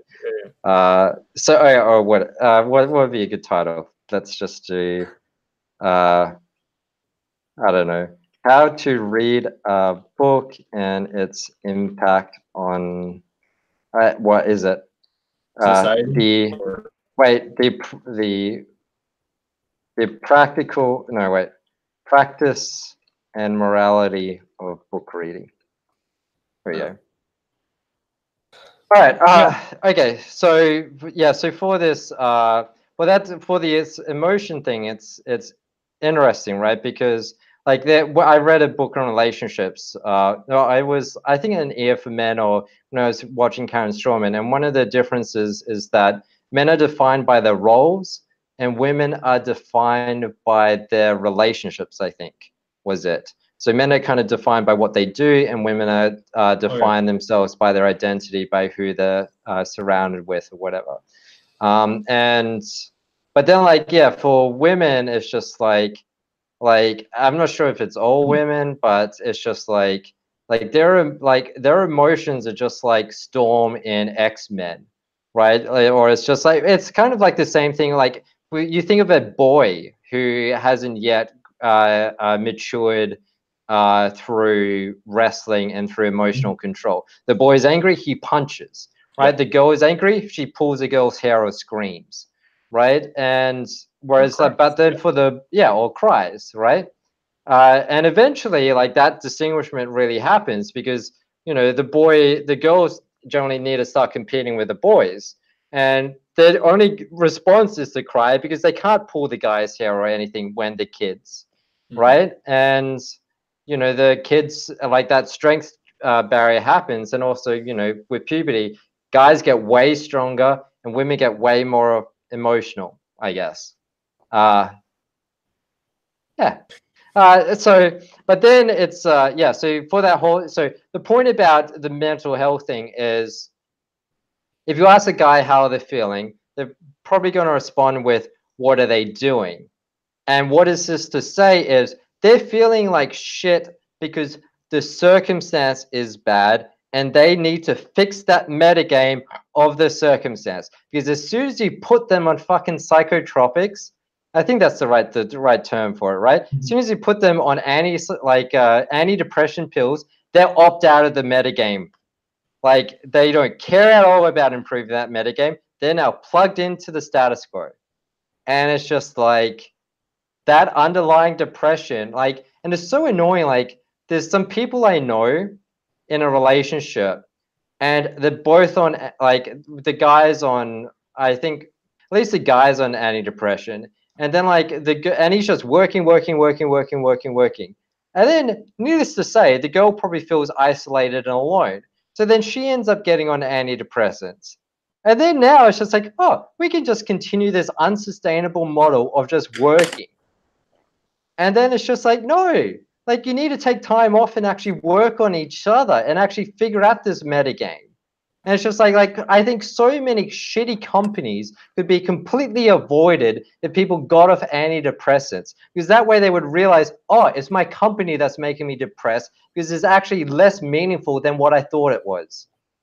Yeah. And because then they actually get that serotonin feedback. And like, this is like something which is like Peterson is really saying. It's just like, yeah, sure, go on antidepressants because it's better than being dead, but you need to fix that metagame. Yeah. Whereas it just seems like people just get on the antidepressants and like, oh, I don't need to fix the metagame anymore. I can endure. And it's like no. Like, so. Yeah. I think there's some thing, it might have been like in the New York Times or something like that, that like 35% of Americans feel like their job is kind of meaningless. Let me see. I don't know. It was something like that. It might have been more, might have been less, but it's very much a problem where like people just don't believe in what they're actually doing. And so you can, I guess, like outsource your meaning during the weekends or through your social relationships and things like that. Offset it with charity donations. Yeah, I don't know how much meaning that would be providing in, like, I don't know, in actual action. Cigarette companies will donate to cancer research. Yeah, or it'll be like, people work $200,000 salary, and then they feel guilty, and then they'll be like, oh, let's donate $10,000 to something, right? And we'll be like, oh, that makes me feel good again. Yeah, like it's just, yeah. Yeah, so I mean, yeah, if we can provide okay, so if people find meaning from solving problems, and the world does not value people that solve problems, or the world sees there's hardly any problems, like all the problems are kind of disappearing, and it creates a system wherein people like lose the desire to bother continuing to live, because like what's the point left if there's like nothing for me to be doing here? Right. And one of the book samples I got just before I discovered Peterson was called The Ostrich Effect. Mm-hmm. So it was talking precisely about people putting their head in the sand rather than actually dealing with issues. And the lady talked about this in business. It was actually a business book of all things. Mm. And she said companies will put their heads in the sand and employees will do it. And this causes companies to go bankrupt because they have an image they want to protect and everyone is holding on to this image. And they're all putting their heads in the sand. So her whole business was going to businesses on the brink of failure. And it always turned out they all knew what the problem was, is that everyone was too afraid to actually say anything. Wow. And it's just like, and like, this is one of the things, which is, it's just like it just seems like antidepressants just do the ostrich effect. And you see this, it's just like it just seems like so much of society is about trying to turn people away from humanity towards animal behavior, which is to shut off the frontal cortex, to shut off the Ayn Rand fountain. Yeah. Right? Like, yeah, to shut off the thing that actually makes a man respectable. Right? Mm-hmm. And it's just like, that's the sad thing. Like, that's Mackenzie from Fountain. I have it on my YouTube channel. So when I say that there's two things that make me cry, one is realized potential, and the other one is squandered potential. On my YouTube channel, I have one, and it's called The Saddest Book Excerpt I've Ever Heard. So it's, okay, yeah. It's about Mallory from the Fountainhead. So Mallory is one of the best sculptors in the novel's universe. However, he had convinced himself through public feedback that he was useless and worth nothing. That's right. And Howard Rourke came there and saw him beaten and broken. And it was, how long is it? It's a 21-minute excerpt. You can check it out on my channel. And it's like, when I heard that, I think I broke down for like a few days. It's similar to the Drunken Crime and Punishment, where it's just like, it said the Drunken Crime and Punishment was of his own doing, when this was of, so it was like the Drunken Crime and Punishment was of his own doing, from his own inability to cope with himself and his own shortcomings, whereas this one was directly due to society saying you were worth nothing. Yeah, and that's especially hard when the person is actually trying to do the best they can, and everything is just failing for them. It's heartbreaking to see. And yeah, so my little description of that, I should read it out, because it's you know, rather than things. So to deep dive. Okay, so what is sadder than the circumstances that makes oneself question their own divinity? Thinking of the circumstances that must have befallen Mallory to make him reach such a state makes me tear up.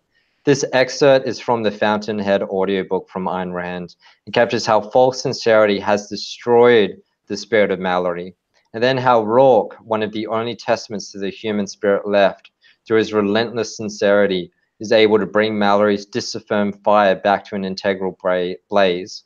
If you've ever had your worth established by the faltering words of others, and suffered the inflictions due to the doubt it causes, rather than establishing your worth solely by your grace, then this will hit you hard. This book is one of the best testimonies of the human spirit and the everyday and lifelong struggles one faces to remain integral to the spirit. Yeah, so that's the bit, and it's just like, just shits me, because like this is like what Peterson kind of is also reacting to, which is like the politically correct narrative of like toxic masculinity. Like toxic masculinity is what Mallory is facing in the Fountainhead kind of thing, whereas like, you know, not exact, like, you know, toxic masculinity didn't exist in the Fountainhead, but you know, it's the same type of affliction, where it's just like toxic masculinity is designed to make men destroy their spirit. It's just, yeah. Well, with it's kind of the dismissal of the masculine, because like you think about what are the core roles for the masculine, to be kind of the breadwinner and to be like the protector, and in a world where without war, in a world where women can have a career, it's like these roles are kind of just taken away, and people are left with not sure of what they're supposed to be doing now, and like what purpose do they have now that the entire system that we've had for thousands of years is just gone. no. So this is actually interesting, right? Because what people don't understand is, okay, yeah, toxic masculinity, yeah, rape is bad, we get it, right? Like we've been against toxic masculinity in the West since we had laws, pretty much. Yeah. But okay, but then there's the other side to it, which is that so okay, there's pause and select, again, so good video essays, although some people don't get anything out of them, which kind of makes me feel a little bit baffled, because I get so much of it as I watched essays. the one on religiosity in Japan, just because that one kind of like, oh, this is a topic that I'd be interested in. That was really interesting, because it kind of went into how even without being religious, there is the fiction that they use and have a kind of spiritual connection, not spiritual, but a connection with emotionally, and that they still, like, I guess there's kind of an ironic religion around this one anime girl, and people kind of, I guess, like the spaghetti monster. But I don't know. It was fascinating to get that inner peek at Japanese culture. Yeah, it's really good. So he's got one, and it's called Understanding Disaster, and it's a 4-part series, and it goes into how okay, yeah, so just finished Pause and Sex series on the intermingling between Japanese events, culture, and anime. All 4 parts, all 4 parts, so Americans can understand me. All 4 parts are worth watching. Yeah, people in Australia, I'm getting so much slack now because everyone's just like, oh, you don't have an Australian accent. Okay, so it's quite interesting. So so this is like the really tweet-sized summary of those 4 parts. So Akira focused on society with individuals representing abstractions within larger society. So I should have really, to do this justice, I should have said the event that happened in their society to then brought on this anime. So every anime that was profound, it's like Akira kind of set like a generation, or was kind of like the poster child for a generation of anime. Same with Neon Genesis, and same for like YKK. But they all are associated around certain events. So for instance, Akira was really trying to communicate the society of post-war Japan and trying to understand and wrestle with its identity. So how much was, but so, you know, you think there's like, you know, there's characters that have superhuman abilities that are kind of seeking destruction or good. And it's kind of like, then that's a play of actually the nuclear bomb. So like the character who has this explosive ability kind of is symbolized in the nuclear bomb because he can destroy cities at will, kind of thing. But the perspective that the storyteller, the director, takes is really interesting. The story itself, so like it just focuses on all these individual little bits just as these components of this greater society. So Akira focuses on societies with individuals representing abstractions within larger society. So you have the antagonist, which is like this nuclear bomb equivalent, or you have the different gangs that is representing different religious occult movements or different needs of society. But like no individual is particularly important. It's all that everyone is abstractions of this society substrate. But then there's Neon Genesis, which is one of the first animes I saw besides Pokemon. And I think most I don't know, a lot of adults have now seen Neon. Have you seen Neon Genesis, John? Neon Genesis Evangelion? Oh my goodness, John. All right, so, well, this is because of your age. So when I was growing up, they had Pokemon on in the mornings for the kids, but then they had Neon Genesis Evangelion on at the 7:30 p.m. slot. However, I don't think any of them realized it was an adult's cartoon. Because I think they just watched like the few pilot episodes and I was like, oh, this is just like Dragon Ball Z. No, it's not like Dragon Ball Z. This is just like, so Neon Genesis is like purely an adult themed, like teenagers and kids should not watch it unless they want to develop like a significant personality issue later. But so Neon Genesis Evangelion, and to some extent the other one, which is kind of similar in orientation, is the one called Lane. So Lane is a girl integrates herself with the internet and becomes like a godlike figure. But then Neon Genesis Evangelion, there's angels. So it's the second coming of Christ. Angels have been sent down to kill humanity, and humanity is now fighting the angels. Because humanity doesn't want to get wiped out, obviously. But it's only kids who can integrate with the fallen angels to then fight the angels that are sent by God to kill them. So it's a lot about the psychological reality of these kids. And then it works out more themes, but it's all through like the kid's perspective. It like, so Akira, like as a storytelling device, like is never actually from any individual's perspective. You're watching actors which representing abstractions of society. And just in the same way that the worldview back 60 years ago was like, it wasn't really about an individual's perspective. It was all about this community versus this community, the hippies versus the capitalists, right? And these needs and these societal needs and the threat of the nuclear weapons. But then in the 90s, it really became like this existential individualist world where individuals really matter and their impacts on society really matter.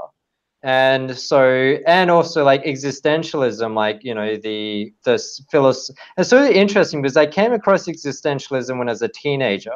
But to me, existentialism back then just meant projection is reality. So it's just like whatever is happening inside my head. Therefore, reality is an existence that is internalized to me. So if you close your eyes, then you think about what the universe actually looks like without vision. Think about the actual atoms around you. And then everything else is then a projection of your body onto the world to trying to perceive it. But it goes the other way, which is then there's like a deeper meaning here, which is more crucial and more, I don't know, they're probably equally profound. But this one, I only realized through watching this, which is that if society is then being projected through the interpretation of input stimulus to you, and you're projecting your meaning and understanding onto everything, then what that means is society exists within your head, and therefore not only that, but the struggles you are facing is also what your society or your internalization of society is also facing. So you yourself and society are inseparable from each other. So if you are feeling down and depressed, then the society that you perceive is down and depressed. And, you know, if society goes bad, then that also affects the reality of you too, which is fascinating. So Neon Genesis focused on the individual as society. So with Neon Genesis, the end takeaway of the movies is he released an original ending. So originally was just a TV series. And the ending of the TV series, I think it's just like with pause and select. I can recommend pause and select, and some people like yourself, John, they'll be like, man, this is profound. I learned so much. But then you show it to like the average person and they're like, they were wrong on this point and this point. And then it'll be like, you just saw the trees, you didn't see the forest. Like, and you don't see like how this means like anything else. Like, it's just like, so what if they were wrong on a few trees? Like, what's the actual point that they're getting at? Which is again like the importance of like the how to read a book thing. And it's just like, so okay, what was I getting at? So with so with the ending, I think it was the same type of thing. And like he did this profound ending that was just so damn good. If you actually, you know, put in the diligence to understand it. And then everyone hated the ending. So then he released a movie series to then make the ending a bit more palatable with the emotional realities of the wider audience. So it wasn't just like a piece for people who had gone through the same existential struggle he had gone through. Instead, it was now something that, you know, touched more on larger societal themes that other people could tap into, right? Because the original ending is kind of like, the the series is worth watching regardless of these things. But the original ending is more like Shinji finds it within himself to then have a meaning of existence that is, I think, a priority, which is in of itself. Therefore, he doesn't need society to determine his existence anymore. And this is something so hard as someone who was previously agreeable, I think, which is that, like, I define myself like Mallory did through the judgments and the perspectives of other people. And then Neon Genesis is finally this kid is able to overcome this through psychological trauma. Whereas the movie then kind of made it more, the movie series kind of made it a bit more digestible by kind of tying in more historical things in it, where instead, well, it actually completely kind of changed it, where instead of Shinji then, but it's quite interesting because the movie, you're not really sure whether or not the whole of reality was just a fabrication of his perceptions.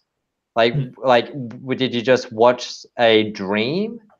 But that's the point. Like, it's an existential anime. That was the whole point of it, and it's the same thing which Japan was facing, which was that.